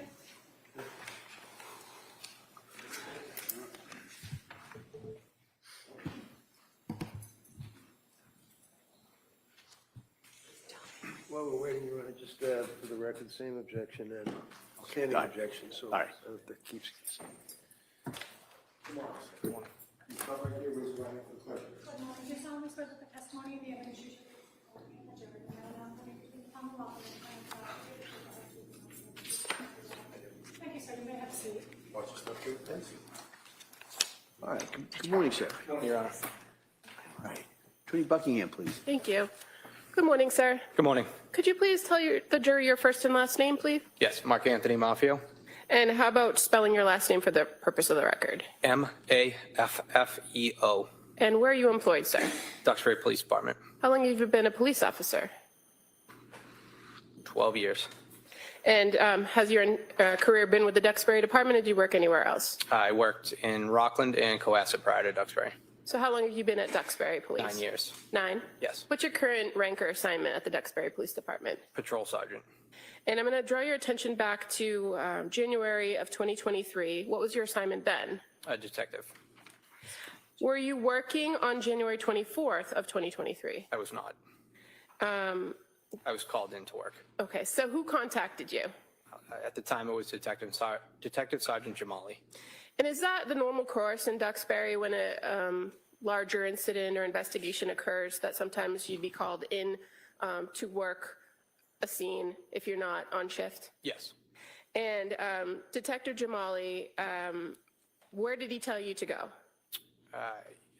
Initially was reported, I believe it was 42 South Summer Street in Duxbury. And so do you recall if you went to that location? I did.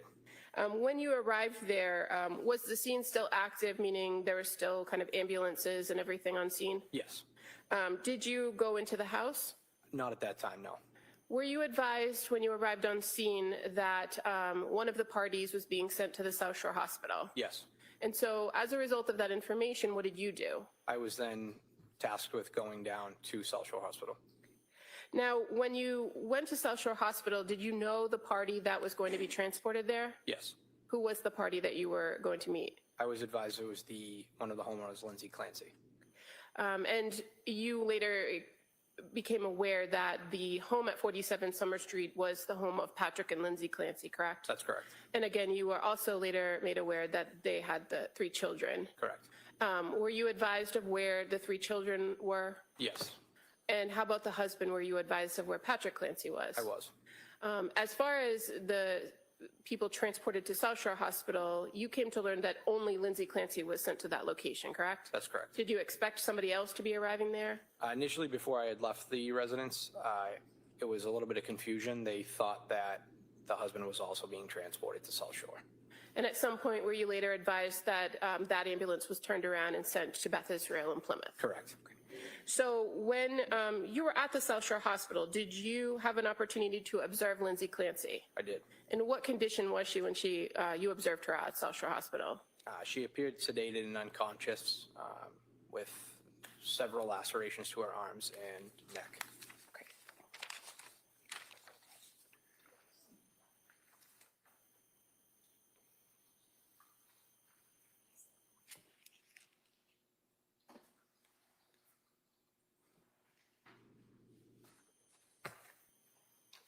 I have no objection to the photographs, Your Honor. May I approach the witness? You may. I'm going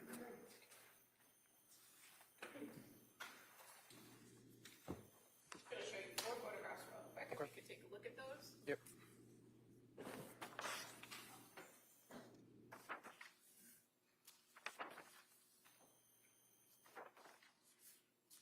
Do you recognize the individual in these photographs? I do. And were you present when these photographs were taken? I don't recall. Okay. As far as the condition that the person in these photographs was in, do you recall this to be a fair and accurate representation of what she looked like? Yes. I would ask to move these as the next 4 All right, exhibits. those may be admitted.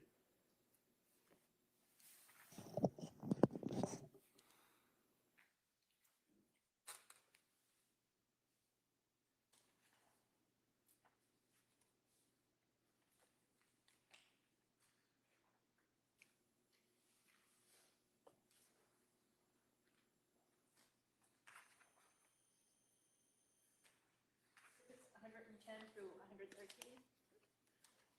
Sir, if I could just draw your attention to the screen beside you.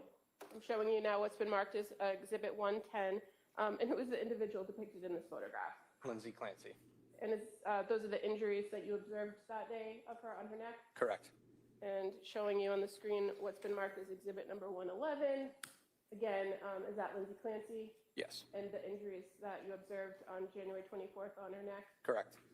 And 112, Exhibit 112, in the middle of this photograph with an arm extended, there are some cuts in a cut in the middle. Did you observe those on January 24th as well? I did.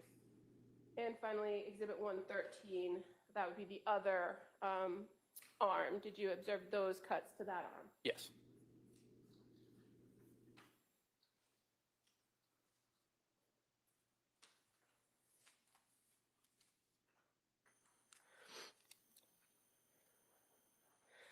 Now, in addition to observing her at South Shore Hospital, did you do anything to collect potential evidence that day? I did. And what did you do?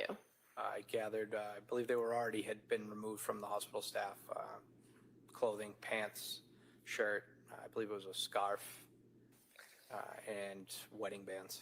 Okay.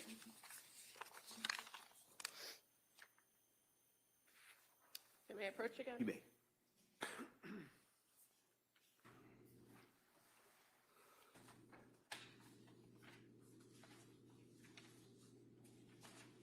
just going to show you 7 photographs if you could take a look at those.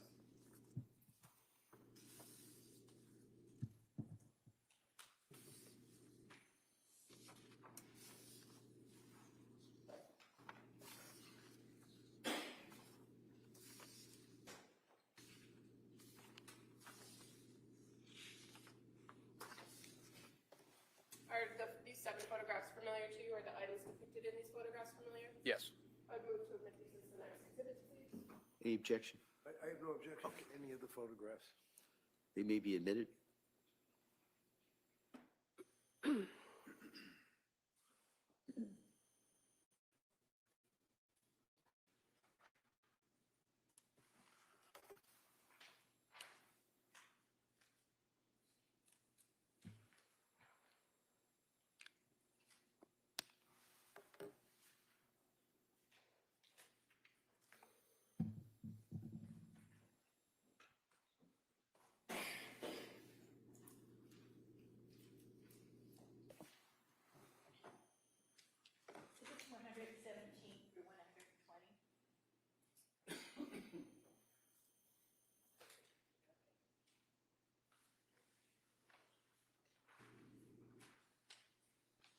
It should be 114.7. Thank you.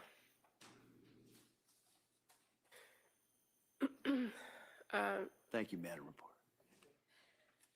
Now, sir, the items that you then collected, you said that they were provided to you. Who gave them to you?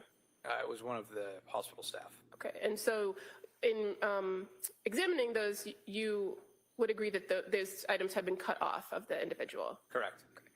And so after taking custody of those particular items, did other law enforcement arrive at South Shore Hospital? Yes.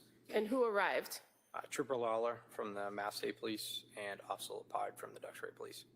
And again, you had been at the scene at 47 Summer Street, correct? Correct. And then you went to South Shore Hospital. Were other members of the Duxbury Department at the Summer Street address and at other locations during the time you were at the hospital? I would believe so, but I'm not positive. And were you aware that the state police had become involved in this case? Yes. And based on your experience as a Duxbury officer, do you sometimes work in tandem with the state police on certain types of investigations? We do. And so when Trooper Lawler arrived at the hospital, did you turn over these items to him? I did.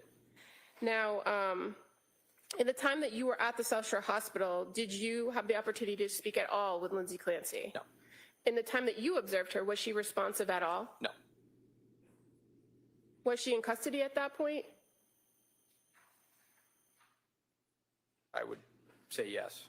Well, let me ask you this. As far as when a person is placed in custody, you usually advise them that they are, correct? I don't hear him saying that he's not sure. His answer was yes. All right. So I understand what the government. Sustained.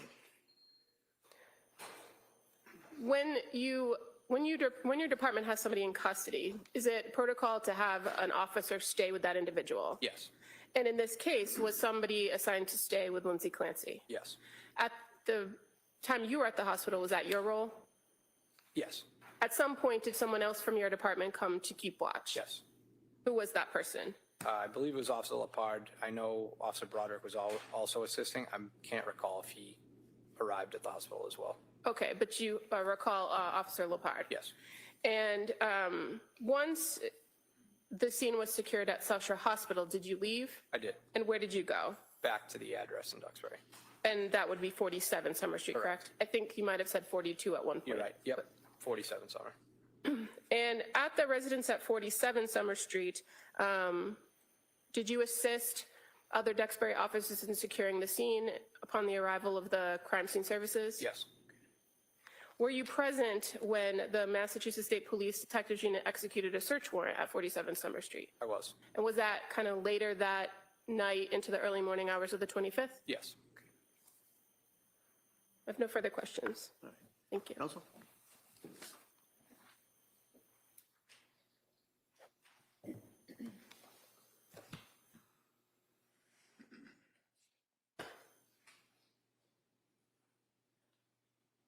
Could I see the exhibits that were just introduced? I'm sorry. Yeah.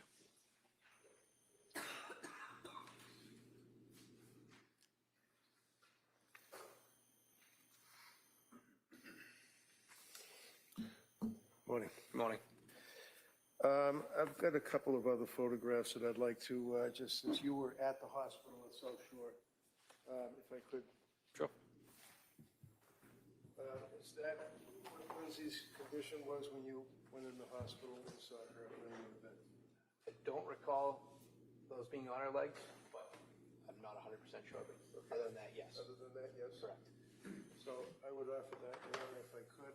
Any objections? May we approach? Sure, yeah.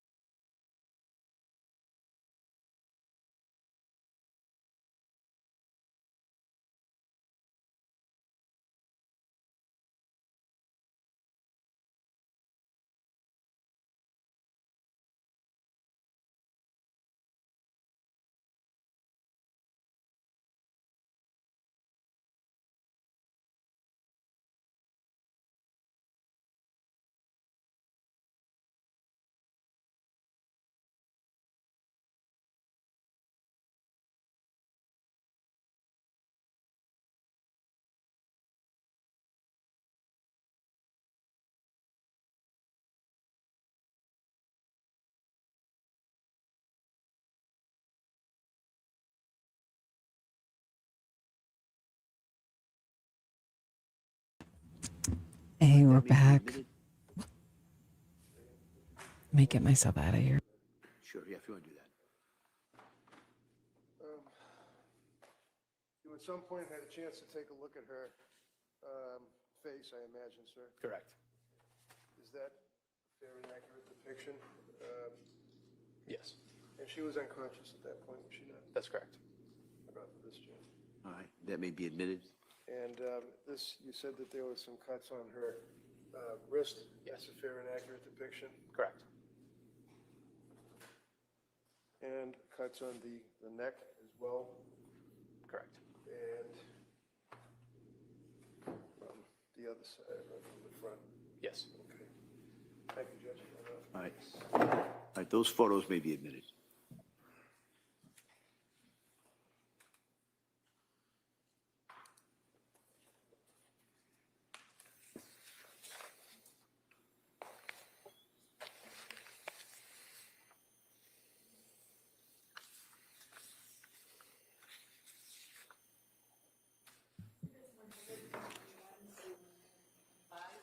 Thank you.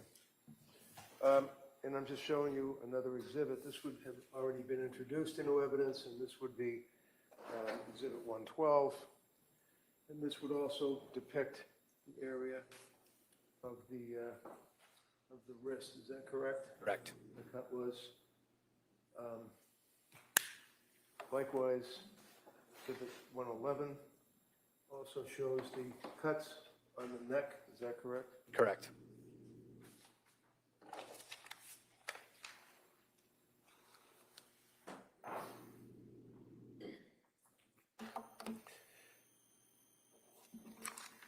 Now, when you went to the house, you were a detective at this point, correct? Correct. And obviously, you're working in tandem at this time with the state police. They were also investigating, right? Correct. But you were the detective for the town of Duxbury. One of them, yes. One of them, okay. And one of the things counsel had asked you about was the clothing that Lindsay was wearing, and it was cut off, right? Correct. So I'm just going to show you and ask if this appears to be a fair and accurate depiction, rendition of, for example, one of her items of clothing. Yes. Okay, well, I don't know that, so I'm just going to just make sure it's in, that's all. Does that show that there's blood on that item of clothing?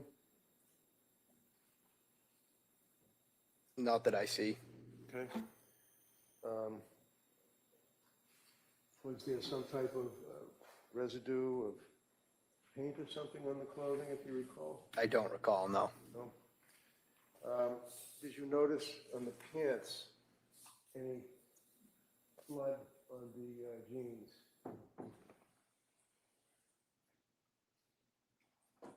Well, if you recall. I don't recall, no. How about the, I guess it would be the top that was worn? Did you notice any blood on that? No. Was there a bra that was cut off, if you recall? Yes, there was. And the blood seeped through the clothing into the bra itself? Is that correct? Correct. And that would be obviously from outside the clothing and then into the bra that was being worn, right? Correct. That was off of these, Judge? Any objection? They're already in evidence. They've been marked, so I don't see that it's necessary to mark them again. They're the same photographs. Well, I'll trust the representation there in evidence. I don't want to quote the court. So if they're already in evidence, then that's good I enough. just for me. admitted them through Sergeant Murphy. But the bottom line is that you do agree that there was certainly blood on the interior and exterior clothing that she was wearing, right? That's correct. You'd also agree, sir, that there was blood in the area from the outside of the backyard directly underneath the window. Is that correct? Do you agree with that if you remember looking at it? That is correct.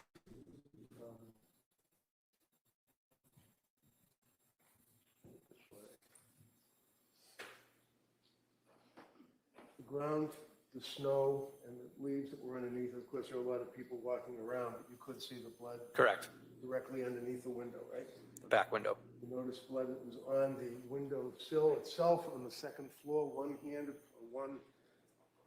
mark on that window ledge? Yes.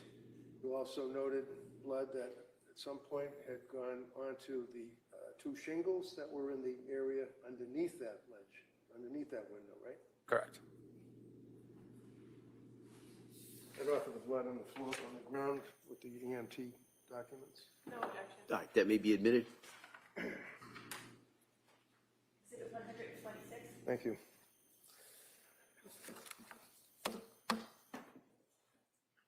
Now, the state police went and got a search warrant, right? Correct. And you were there when they were searching. Correct. You guys were helping out, obviously, it was a group effort to search the house for relevant or material evidence, right? Correct. Now, one of the things that was seized were pill bottles, is that right? Correct. You know why they were seized? I do not. Did you seize any pill bottles? I do not. Were you there when the state police seized the pill bottles? I was.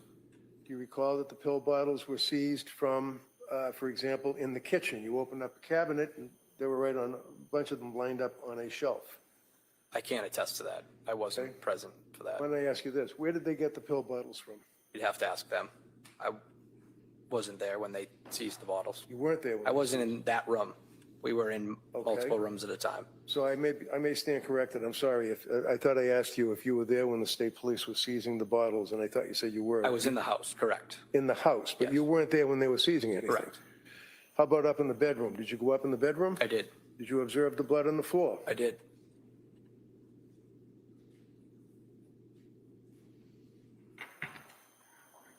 You observed when you went in the bedroom, it was very cold, right? Yes.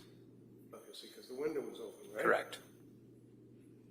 And when you went into the bedroom, you made observations as a detective of certain items, such as, does this appear to be a fair, accurate rendition of the floor, blood drops on the floor? It does. In the bedroom? Yes. Is this a indication of the bed itself, the right side of the bed, additional blood that was located on the floor next to the boots? Yes.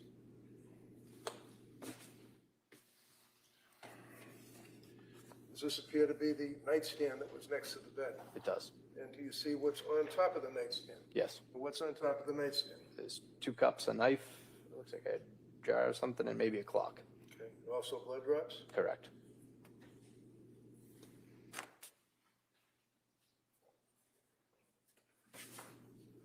This is a additional photograph moving farther down towards the right side of the bed. Correct. This is a close-up of the knife that was on the nightstand, as well as the little cup that was there, and something that says deep sleep pillow spray. You see that? Yep. And that was on that top of the furniture, correct? Correct.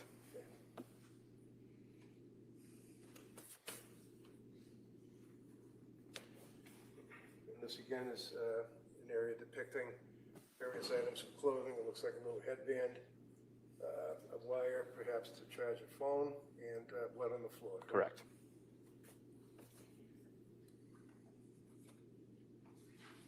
And this shows the location of the bed.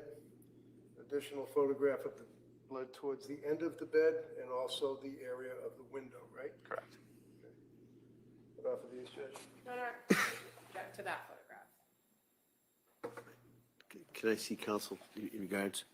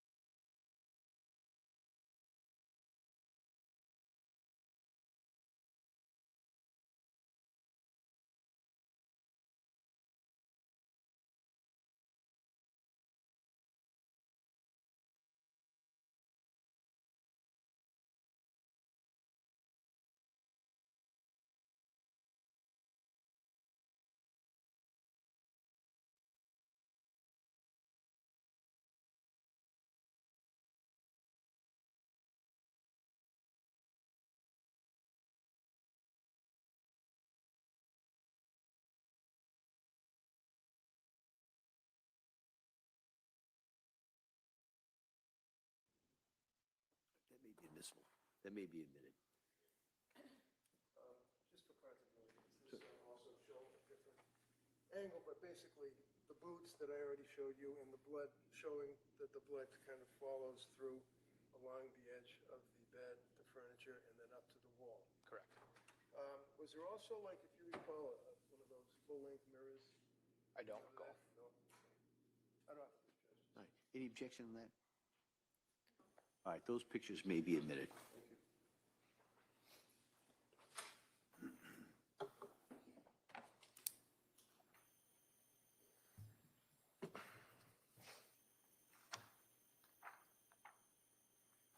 So you had nothing to do... Hold on a second, counsel. Just going to mark these.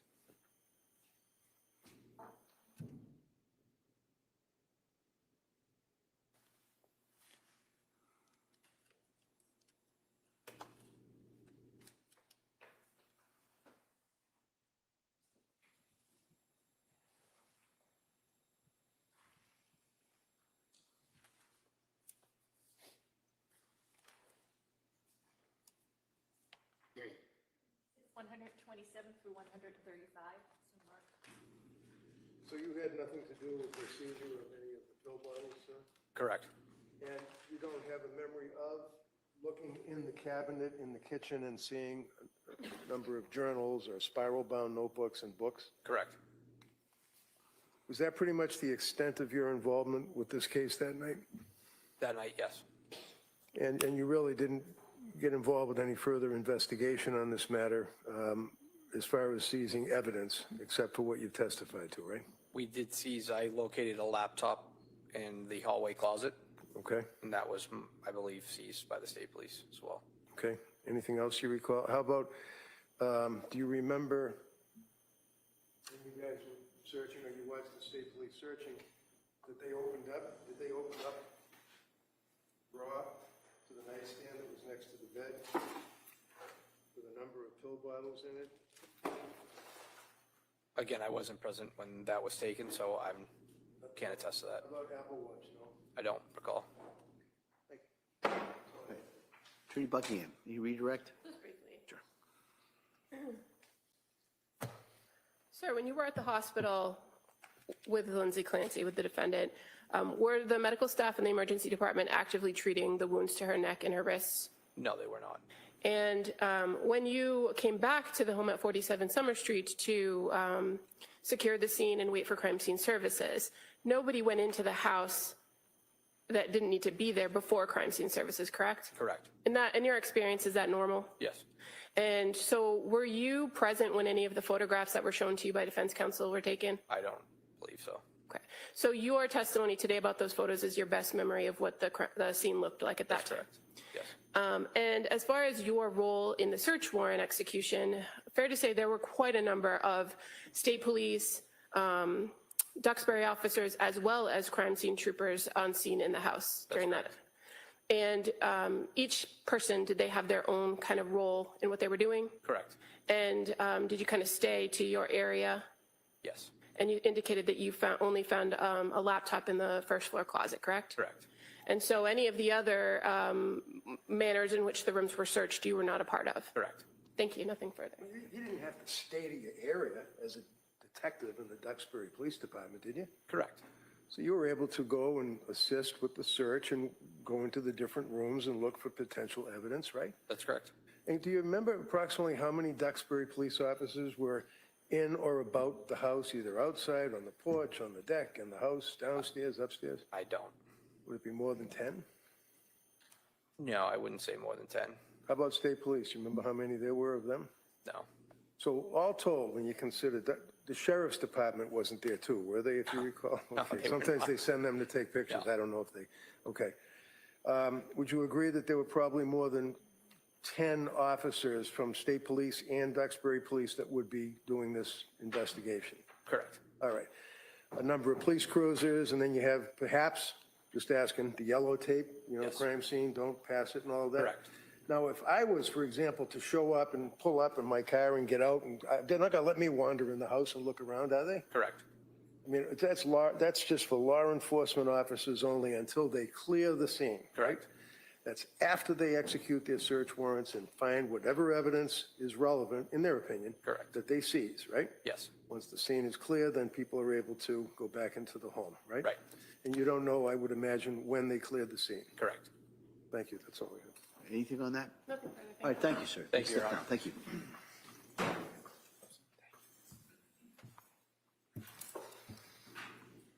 Attorney Buckingham. Oh, Richard Lepard.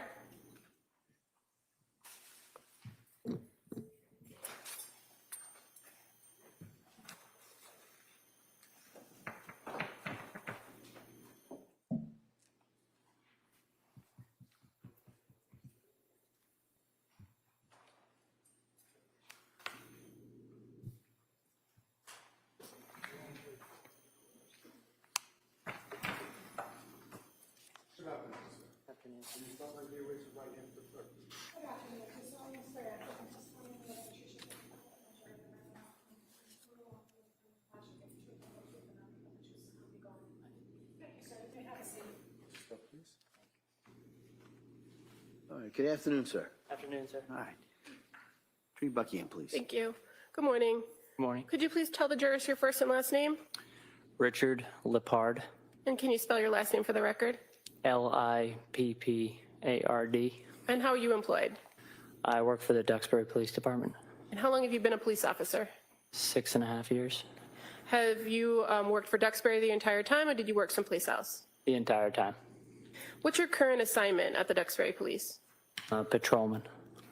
Back in January of 2023, were you also on patrol then? Yes, ma'am. Were you working the day of January 24th, 2023? Yes. At some point while you were on shift that day, were you asked to assist in an ongoing investigation for an incident that occurred at 47 Summer Street in Duxbury? Yes. I was called back in. You were called back in? Yep. Had you finished your shift? Yes, ma'am. And so where were you asked to go? To the police department. When you came to the police department, where did they direct you to go as far as the investigation went? South Shore Hospital in Weymouth. And so when you arrived at South Shore Hospital, was there already another Duxbury officer there? Detective Mafia was there. Okay. And what was the purpose of you going to South Shore Hospital? To overwatch the person in custody. Okay, and did you learn who that person was? Yes. And fair to say that individual was a woman by the name of Lindsay Clancy, correct? Yes. What were your observations of her when you were at South Shore Hospital? She seemed to be sedated, not speaking or anything on the hospital bed, just laying there. And excuse me, when you were there, or during the time that you were there, did you ever have any conversation with her? No. Did she remain unresponsive during the time that you were there? Yes. And were you also there when somebody came in and took some photographs of her?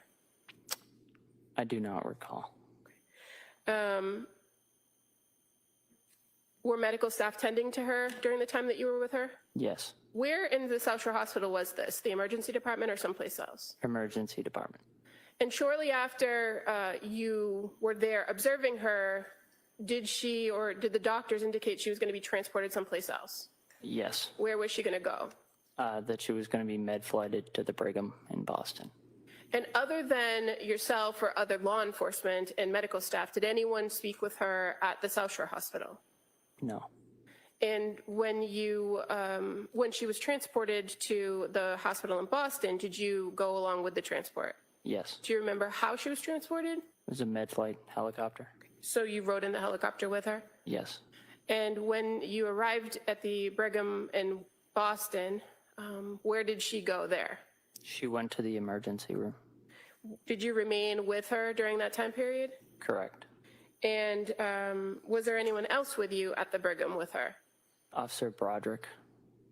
And so the two of you were, what was your role? Just to overwatch and stay with her. At any point when you were with her at the Brigham, did she ever, was she ever awake or responsive? No, not to my knowledge. And how long were you at the Brigham with her? About 15 to 16 hours. Okay, so fair to say it was over the course of that night into the next morning? Yes, ma'am. Over the course of the night into the next morning, do you observe her medical status change? There was some type of medical code during the nighttime. I'm not sure what it was. Okay, but you were present in the room when that happened? Yes, we were outside the room. Outside? Yep. And the next morning, when your shift concluded, did somebody else from the Duxbury Police Department come and relieve you? Yes. During the time that you were there, did anyone besides medical staff or the law enforcement officers that you were with interact with the defendant? No. Thank you. Nothing further. Mr. Reddington. Morning. Morning. Afternoon. So, young man working for the town of Duxbury, and you were detailed to the home initially, correct? No, sir. You didn't go to the house at all? No, sir. Okay, you went directly to South Shore. Correct. And when you were at South Shore, your purpose was to, as you say, overwatch. Well, that basically is she was in custody at that point, right? Correct. So one of your obligations is to, I guess, guard the unconscious person and make sure to do what? Just to stand there? Correct. Okay. And you did in the South Shore Hospital, right? Yes, sir. And you made your observations of her, bandaged or whatever, laying in the bed, and she was not conscious, correct? Correct. And at some point, the decision was made medically that they were going to have her med-flighted to the Boston Hospital, Brigham and Women's, right? Correct. And that was by way of the helicopter. Yes, sir. And you had a helicopter ride into Boston with her, right? Yes, sir. You were overwatching her in the helicopter again, right? Yes, sir. She still had not gained consciousness at all. Correct. She wasn't talking to you or medical staff or anybody, right? Correct. She was already had the tubes and stuff in her mouth coming out, and she was bandaged up and wrapped up and basically laying down in the gurney in the helicopter, right? Yes, sir. So when she gets to Brigham and Women's Hospital, they bring her into the emergency room, right? Yes. And that room was loaded with equipment, boxes, wires, tubes, buzzing beeps, lights, things of that nature, right? Yes. Life-saving equipment that was in there, right? Yes. Very small room, wasn't it? Yes. Kind of hard to maneuver. There was enough space for the medical staff to maneuver. All right. And how many police officers were overwatching the unconscious person while she was in the emergency room at Brigham and Women? 2. That would be you and the other officer from Duxbury. Yes, sir. At what point did the state police officers arrive in the hospital? I don't recall them coming to the hospital. Did you ever see state police in the hospital? Possibly at South Shore Hospital, but not in Boston. So you're in Brigham and Women's, off of the helicopter into the emergency room for a day, is that correct? Correct, 16 hours. Did you go back there again after that day? To South Shore Hospital? No, Brigham and Women's Hospital. No. So you're limited to the time that you were there as to you and your brother officer were there in the room with her, correct? Yes. And a number of nurses and doctors, right? Yes. Fair to say it was chaos. It was like bedlam in that room, wasn't it? Yes, very busy. And you don't remember any other police officers? How about internal police officers from Brigham and Women's Hospital? Do you recall them being there? There may have been security, but I do not recall. So is it your testimony that you do not recall any other police being in that room or outside the room when you were there? Correct. Now, at some point, police were detailed, if you know, to sit outside the room to guard the door. Is that correct? Yes. And what were you guarding against? Overall. Anybody coming to visit? Right, because nobody was allowed to visit, right? Correct. And then while you were there in the early morning hours, about 2:24 or something like that, there was, as you said to the jury, a code, right? Yes.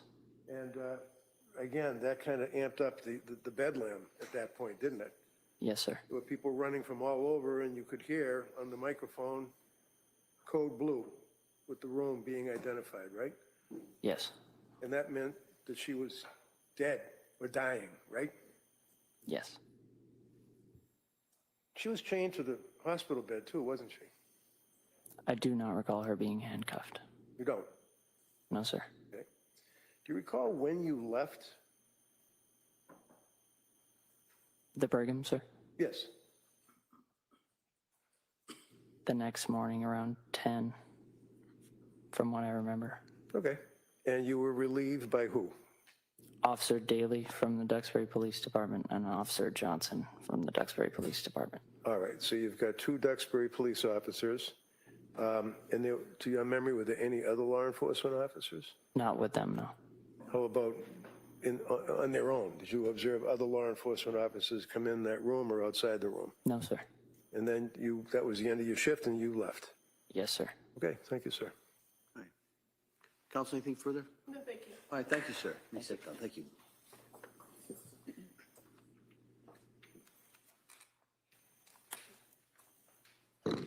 Commonwealth calls Dr. Mark Henowitz.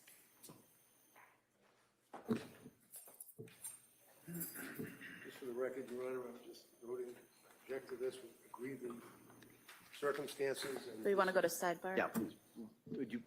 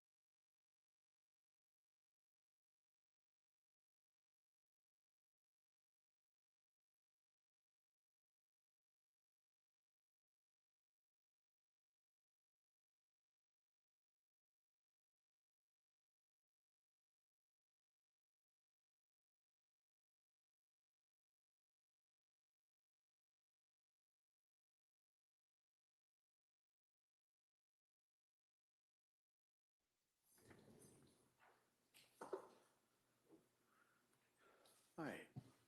Therese Bragg, I'm sorry. Thank you, Your Honor.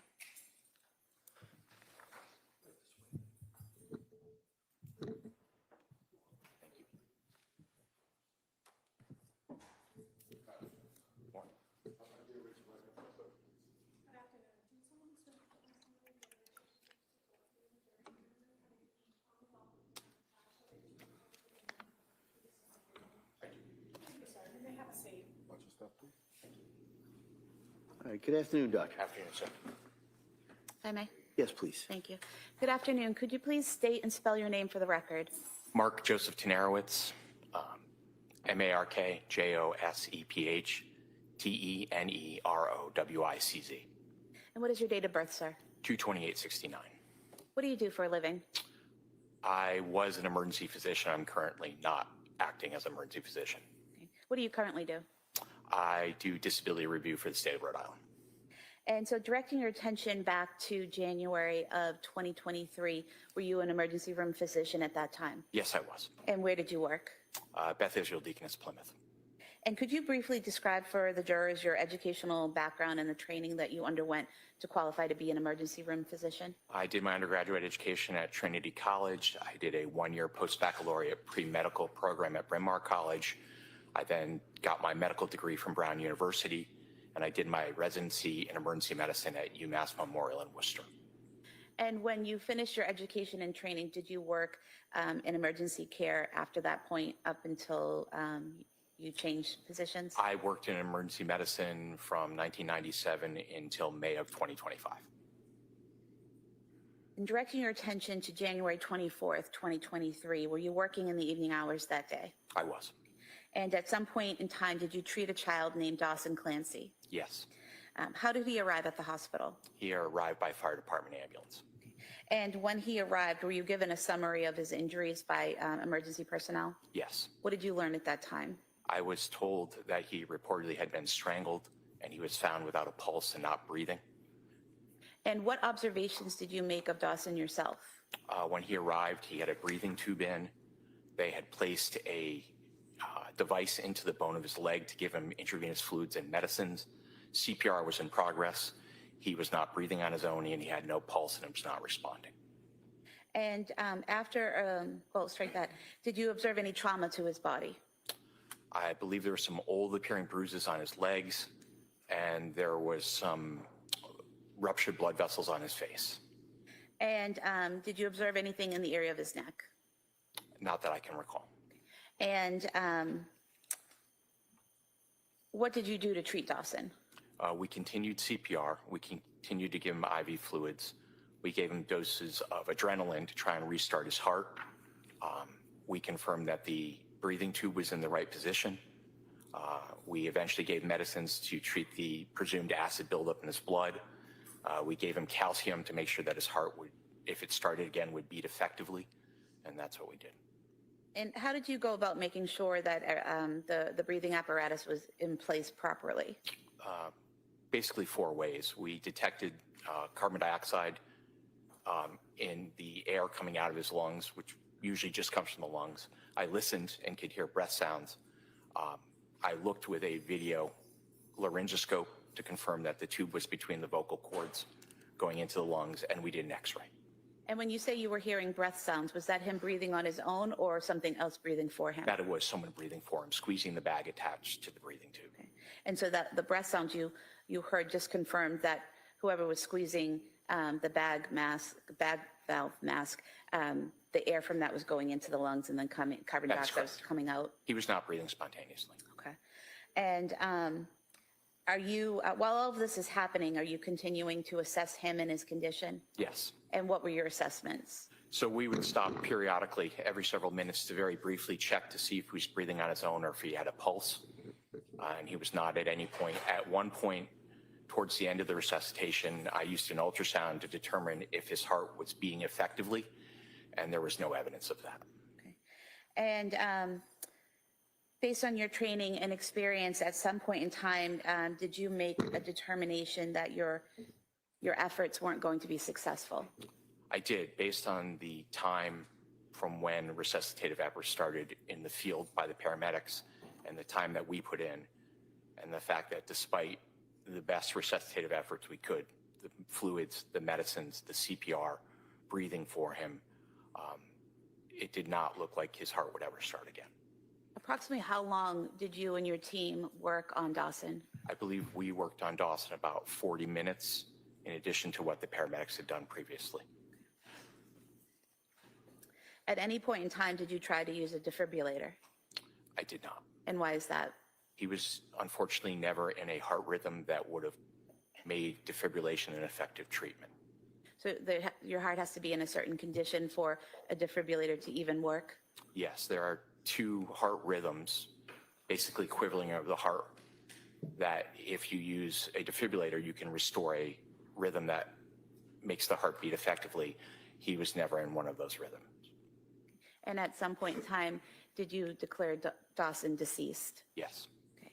And do you recall when that was? I believe from my review of the records recently, it was at 1928. In 1928, would that be 7:28 p.m.? That's correct. Thank you, doctor. Mr. Reddington. Good afternoon. You indicated that you observed what appeared to be older bruises to his legs, his lower Yes. legs, the like shin area? That Yes. area.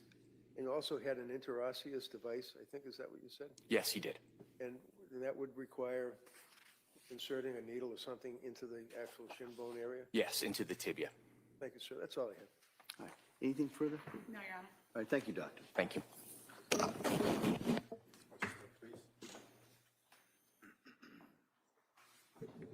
I'll just call Dr. Benjamin Kaufman.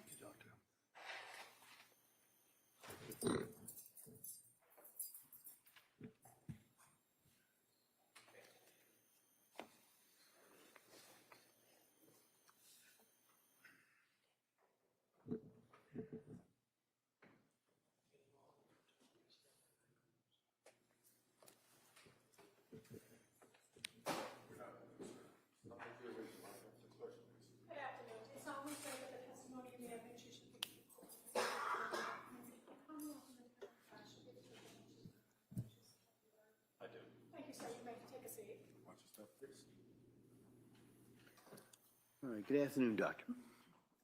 Just for the record, Your Honor, I'd like to just note the same objection. Same ruling. Thank you, Your Honor. Good afternoon. Could you please state and spell your name for the record? It's Benjamin Kaufman, Benjamin Kaufman. And your date of birth, sir? September 10th, 1984. What do you do for a living? I'm an emergency medicine doctor. How long have you been doing that? About 12 years. Could you briefly describe for the jurors your educational and training background that qualifies you for that role? Yeah, I went to Boston University for medical school, and then Kings County for residency training, and then Columbia for fellowship in global emergency medicine. And where do you currently work? Beth Israel in Plymouth. And back in January of 2023, did you work there? I did. And specifically on January 24th, 2023, were you working that evening? I was. And while you were working that evening, did you treat a patient named Callan Clancy? Yes, that was my patient. And do you recall how he arrived at the hospital? Yes, with the EMS, with CPR ongoing. And is it typical that when EMS arrive with a patient, they give you kind of a summary or a rundown of the patient's condition? It is. And did they give you that rundown on Callan's condition? They did. He, at the time, his heart had stopped and CPR was ongoing, and he was not breathing. He was receiving breaths via bag valve mask ventilation. And what did you do in terms of treating Callan?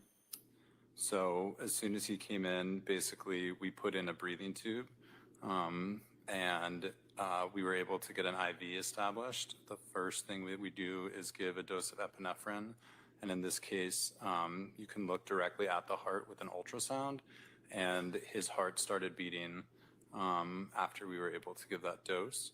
At that point, we continued compressions, continued giving him breaths through the breathing tube.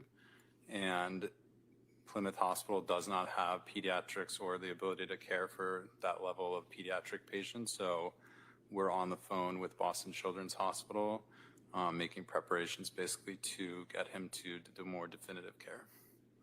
And about how long into your care of Callan did he regain a heartbeat? Probably from the time that he got to the ER, maybe like 10 minutes or so, I'm guessing. At any point in time, did he regain the ability to breathe on his own while he was in your care? No. Did you do any examination or testing to determine Callan's brain function? So at no point did he exhibit any brain function. I'm not like a neurologist, so we are not the definitive person, but in emergency medicine, there's a scale called the Glasgow Coma Scale, which is generally from 3 to 15. There's different variations for pediatrics, but he scored the lowest, which basically is you're in a coma or have no brain response during the entire time that he was in my care. So on that scale, the 3 to 15, 15, would that be someone who's walking and talking and acting normally? That's correct. And a 3, is that someone with no brain function? That is correct. And you testified that Callan was at a 3 when you treated him? At no time during his care did he have any brain function that was evident on my exam. And at some point in time, was it decided to transfer his care to Boston Children's Hospital? Yes, we were in contact with him basically immediately, and then he was flown by helicopter to Boston Children's Hospital, and the whole time the ICU doctors were on the phone reviewing the case and making recommendations. And at any point in time, to your knowledge, from the time he entered the emergency department at Beth Israel Deaconess Plymouth until he arrived at Boston Children's Hospital, was he able to breathe on his own? No. Thank you, doctor. All right, counsel? I have no questions. Thank you, sir. Thank you, doctor.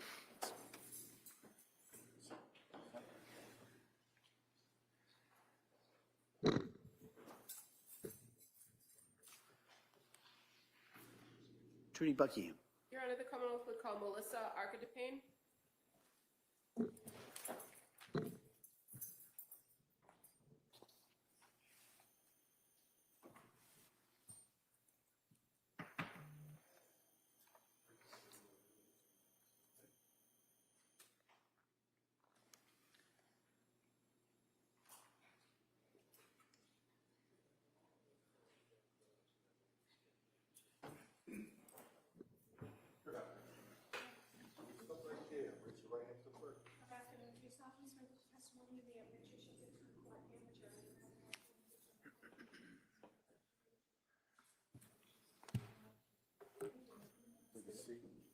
up, please.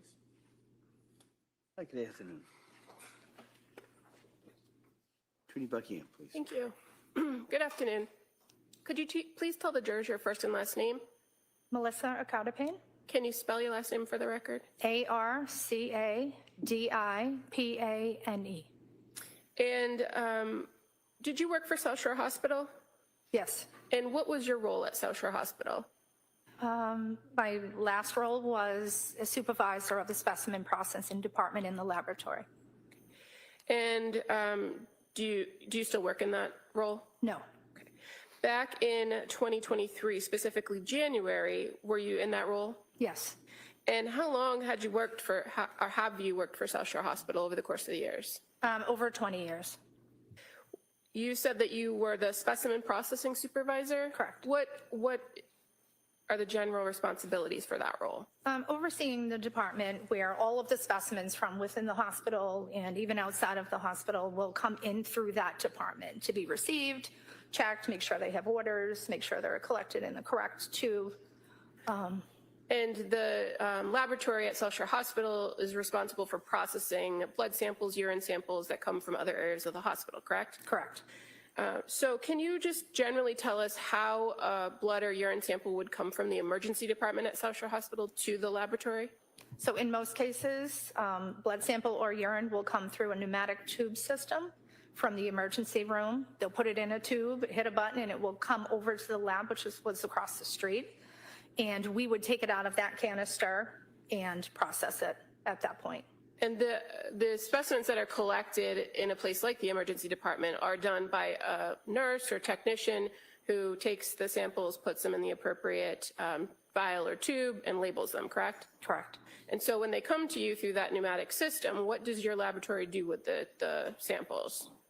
Well, we check the sample, make sure it's labeled, make sure it's in the correct tube, and then we would process it. And traditionally, would your laboratory receive several samples, meaning several vials of blood or urine from one patient? They could, yes. And as far as the orders for testing, you at the laboratory would only run particular tests that are ordered by a physician, correct? Correct. Does that usually consume the whole sample that you receive from the emergency department? Not always, no. And so would it be a common procedure that samples from a particular patient would be retained in case additional testing needed to be done? Yes. And working in the lab as the specimen processing supervisor, are you familiar with what is referred to as a preservation notice? I am. What do you know that to be? So that is a notice that we would receive from a law enforcement agency asking us to hold specific samples for a particular patient. And what would your laboratory do when you receive a preservation notice for a particular patient? So the samples would be pulled aside, they would be put in a specimen bag, a copy of that preservation notice gets put in the bag with the samples, and it is put in a separate bin within the specimen refrigerator. And the specimen refrigerator, is that a place that specimens are stored until they're either used or discarded? Correct. And does that preserve the specimen? Meaning well, they need to be refrigerated. So, but we separate those specimens that potentially could be needed elsewhere into a separate spot so that they don't get discarded. Now, were you aware that a preservation notice had been served on South Shore Hospital for the blood and urine of Lindsay Clancy on January 24th, 2023? I was. And were those samples of blood and urine collected in the same manner you just described and put in a separate bin? Yes. And on January 31st, 2023, did you have the opportunity to interact with a trooper from the Massachusetts State Police? I did. And what was that interaction? Can you describe it to us? He came with a warrant to collect the specimens. And so did you collect the specimens that were labeled for Lindsay Clancy? I did. Somebody had already put them in that bin in a bag, so I just went to the bin, retrieved them, made sure they were hers, and gave them to the officer. And in fact, you handed over 6 vials of blood and 1 vial of urine to the trooper on that day, correct? I don't remember the exact samples or sample type that I handed over, but I do know that I gave him samples. Okay, and as far as your memory, you recall that you double-checked the ID label on the items to make sure that they belong to Lindsay Clancy, correct? Definitely. Okay. Nothing further, thank you. Counsel. No questions, thank you. All right, thank you, thank you.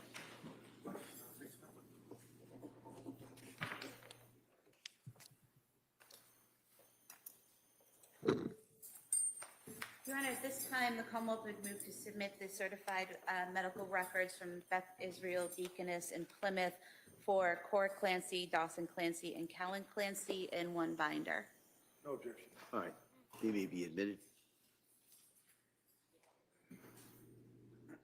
We could approach sidebar. Yes.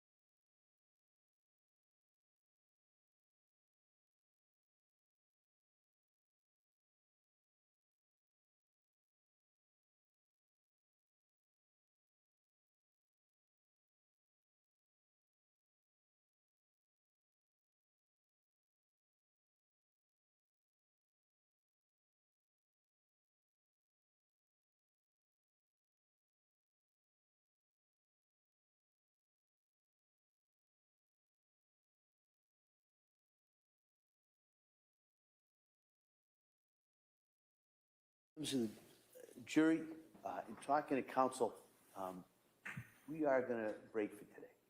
All right? What I was talking about over here is in regards to the schedule where we are. We are, if not on schedule, at a schedule. All right?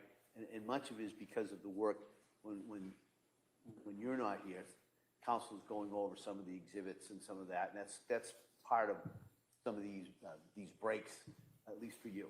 All right, so I just kind of want to let you know that's what's going on. So I'm going to excuse you. I know it's been a long week anyway. So we're going to take a break till Monday. All right.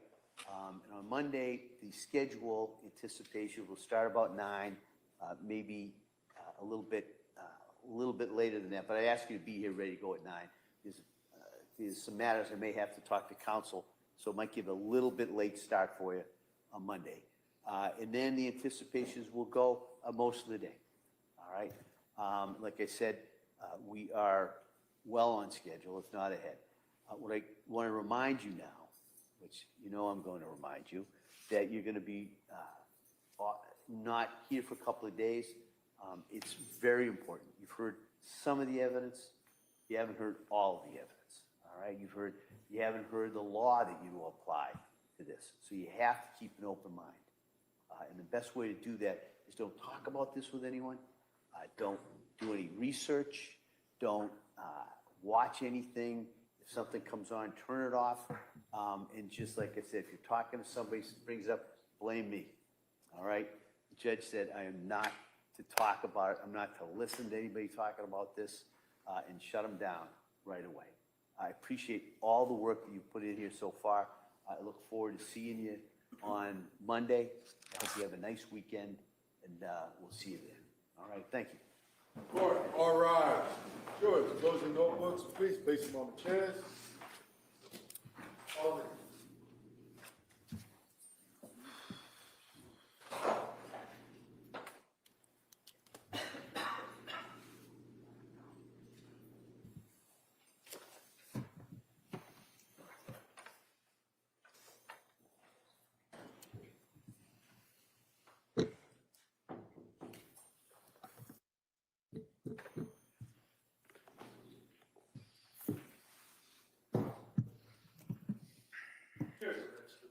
This court's in session. Please be seated.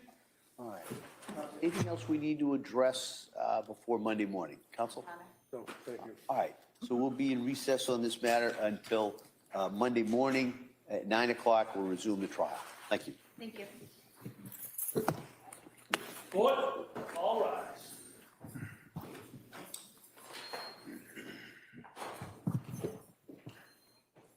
Court's in recess. Please exit the court. Thank you. Okay. All right. Exiting the courtroom. I thought that might happen. I thought we might have like a short day. I just want to talk about a few things, messages I'm getting. I'm getting a lot of messages from people who are watching the trial and saying, this is awful. This woman is scary. Why is the world going mass crazy? They're not going mass crazy.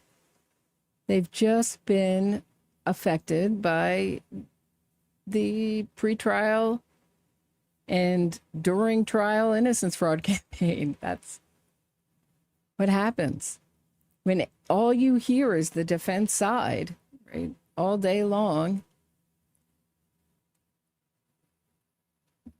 And you have to really develop an ear to listen to court testimony if you're actually watching the trial. I always say it's a little bit like a language or something. When I was first in court,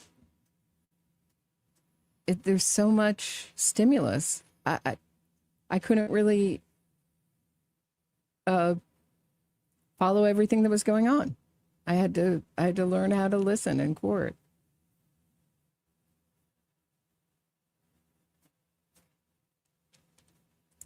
When I went to the Ghislaine Maxwell, went to her bail hearing, they had us walk in and out of the building a couple times. It's a whole thing. I was with another creator, and I said, when he gets into this bail hearing, he's not going to be able to pick up he's not going to be able to follow it. And he's going to talk about, he's going to talk all about like walking in and out of the building. And that's what he did. So, you know, so I don't think people are taking in the testimony. A lot of people aren't. And if they can actually hear the testimony, they've been so propagandized. And let's face it, we tend to sympathize with what's the person in front of us. So Cora's not in front of us. Dawson's not in front of us. Callan's not in front of us. Callan's not in front of us. Sorry. I have a Callan in my life, so.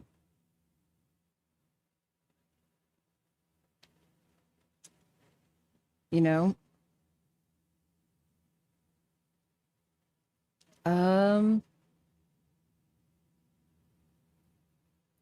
people are going to sympathize with her, but I did get some, let me just show you some of the messages going on TikTok. It's like, friend just sent me this. Hold on 1 second.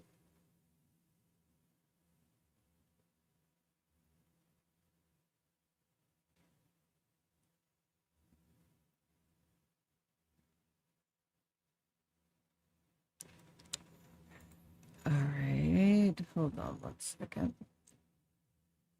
Please hold. I hope nobody's in a rush.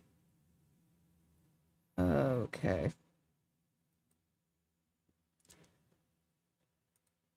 Let me see if I can pull it in this way.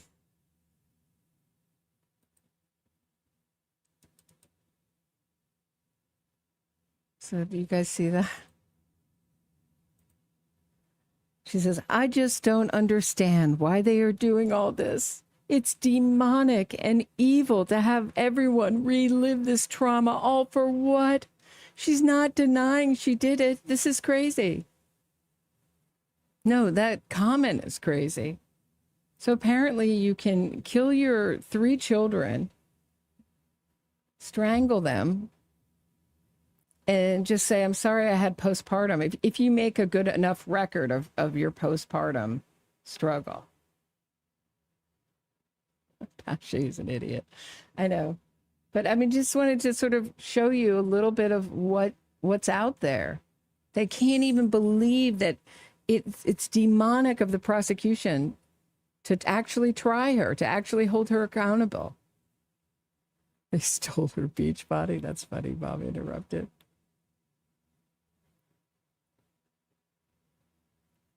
I mean, come on. This misplaced empathy is scary.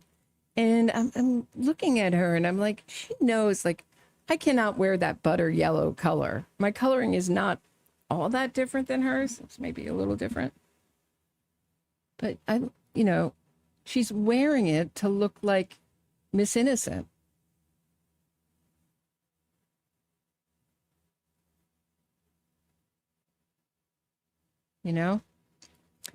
So, I don't know. I don't know what to say. Very weird marriage, very weird. She's a cold stone psycho. I find her a dangerous, scary defendant. She makes my blood run cold. The hairs on the back of my neck stand up. What more phrases do you want connected to? She scares me. She sends a chill through my body. But there she is in this butter yellow shirt. So this is my point about the butter yellow shirt.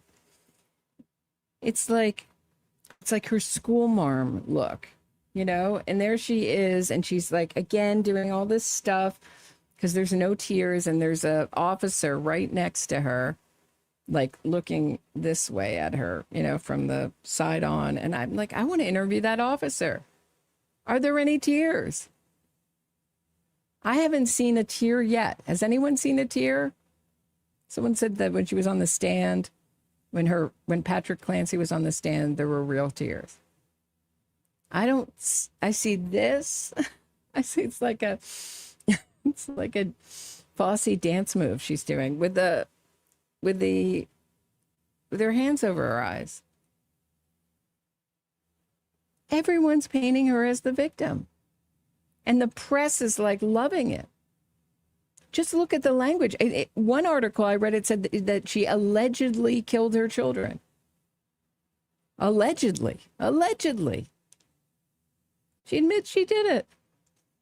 This is so outrageous. I get outraged every time at the coverage. This is why I do what I do, because I feel it's so needed. Who else is going to talk about this stuff? Not our press. They love this, like, an awesome power of the state crushes the little person who's just trying to survive. He's troubled, but is just trying to get by. That's the story the press loves to run with, as far as it relates to murderers. There's a murderer being tried. It's the state. How dare the state even dare try them? If they have some kind of story, if they're a smarter defendant with some kind of story like this, who've carefully crafted an alibi over months and months and months. Like I said before, this reminds me so much of the Todd Kenhammer trial. Very different cases as far as Todd Kenhammer was convicted of killing his wife, Barbara Kenhammer, beating her to death in his car as he drove her to work, and then lied and said a big metal pipe came off the back of a truck and driving in front of them and smashed through the window when he pulled the car over and smashed the pipe through the window himself. But his job was, I bring that up to say that his job was replacing windows in cars. What was Lindsay Clancy's job? And does she still have her nurse's license? That's what I'd like to know.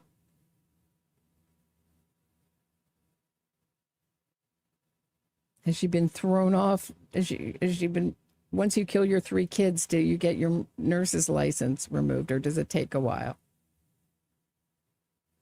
But the evil government, so it's like the evil government, big daddy government coming down on the little person.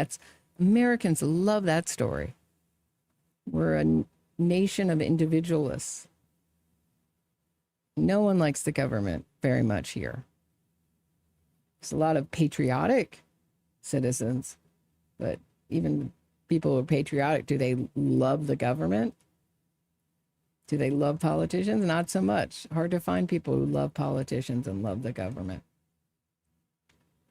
So what does Kevin Reddington, her defense attorney, who I talked about so much when I was covering Karen Reed, who was Jennifer McCabe's lawyer. And I was saying, why isn't this guy getting complaints to the bar? It's basically thanking Aidan Carney for harassing his client, Jennifer McCabe, who's paying him to represent her.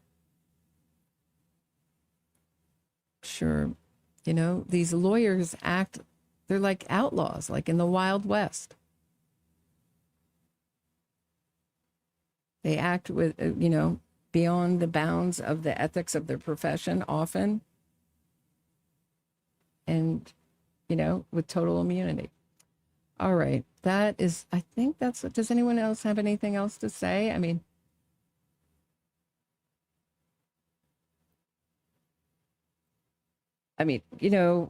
when the whole story, I think that was Mom Interrupted mentioned Morgan Geyser. And that was a great, really insightful comparison. So does anybody remember the Slender Man stabbing? And Morgan Geyser had a father who was schizophrenic. So her mother did all these interviews saying she didn't tell me she was suffering from schizophrenia and delusions, because it's a crazy story, right? Slender Man told us to do it.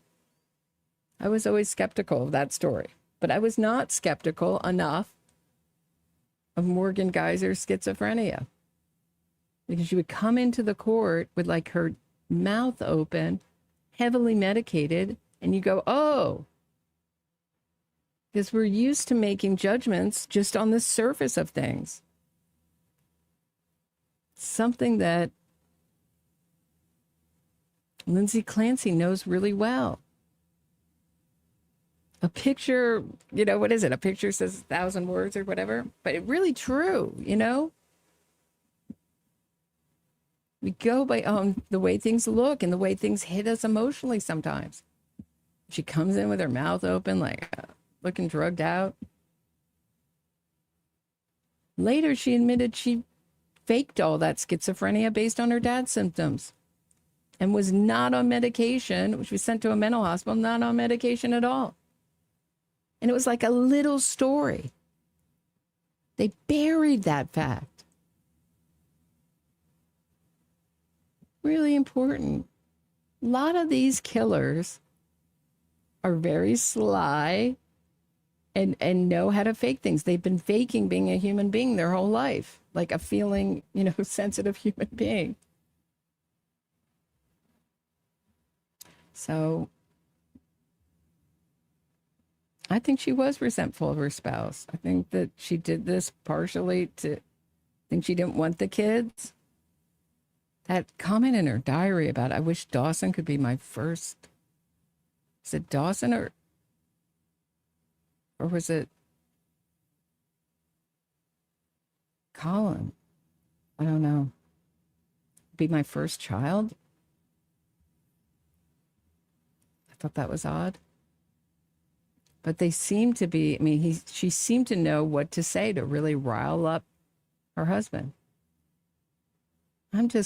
I haven't been seen by anyone at McLean Hospital. I'm just playing with clay, taking walks while you're boggled down with the kids. There was nothing stopping her husband when she told her husband that she was thinking of murdering the children and that she was afraid something bad was going to happen to the children, of trying to involuntarily commit her.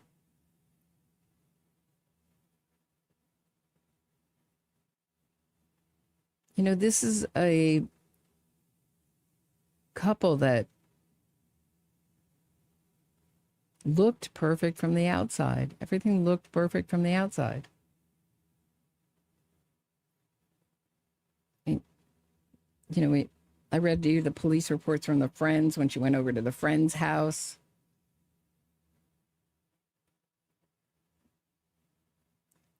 And they felt like she was in good spirits. But Patrick Clancy was saying, you know, she's not doing well, blah, blah, blah. I mean, if anxiety and postpartum depression were like a ticket to like murders, so you know what I mean? We'd have a lot more murders. I'm not saying it's not like a factor, but you have to be able to murder. You have to be able to do it. You have to, right? Can we stop normalizing murder? Like, oh, you're a little bit depressed?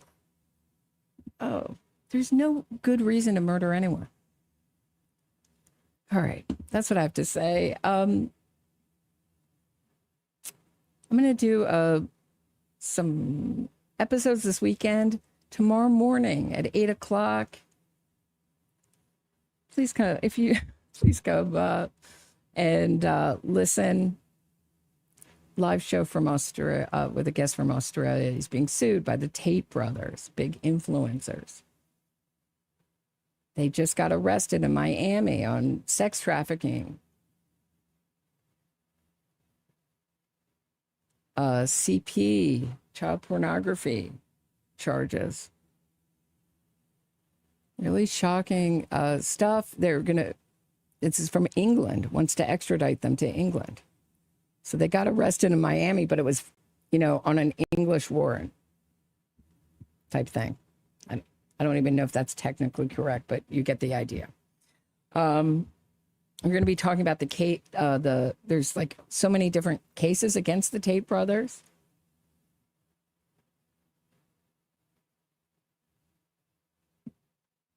We're going to be talking about their political influences, their lawyer, who also represented Nexium Coke guru Keith Raniere. Tomorrow, yeah, the Tate brothers, horrible guys. But tomorrow, 8 a.m. with the time difference, I had to do it real early. So that's what's going on tomorrow. Tune in. But there will be an episode just devoted to Patrick Clancy coming up. I'm working on it. All right. How did they make their money? Sex trafficking. Yeah. Through OnlyFans and stuff. Go back to I think I have a Tate Brothers. If I don't, I have Tate Brothers episodes, but I don't know if I have. Go to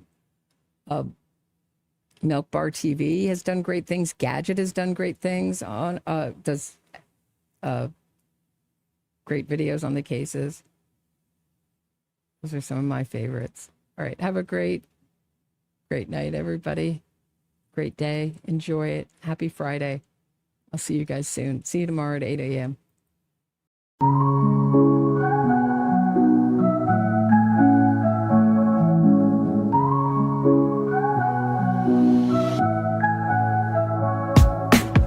Mic check, Roberta strides through the static haze. True crime Gotham where the shadows play their plays. Fraudsters fold when a spotlight beams. Fact-focused queen busting propaganda schemes. Glass shatter lies echoes through the streets. Standing for victims, giving voice their beats. NYC Pulse, truth sharp as night. Roberta exposing, she's the anti-fraud light.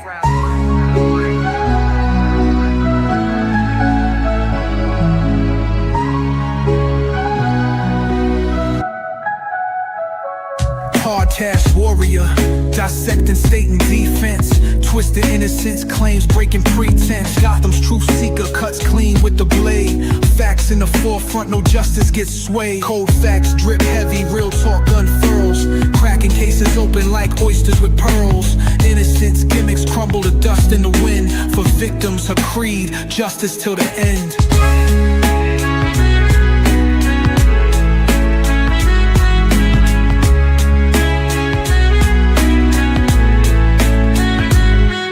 phones blazing.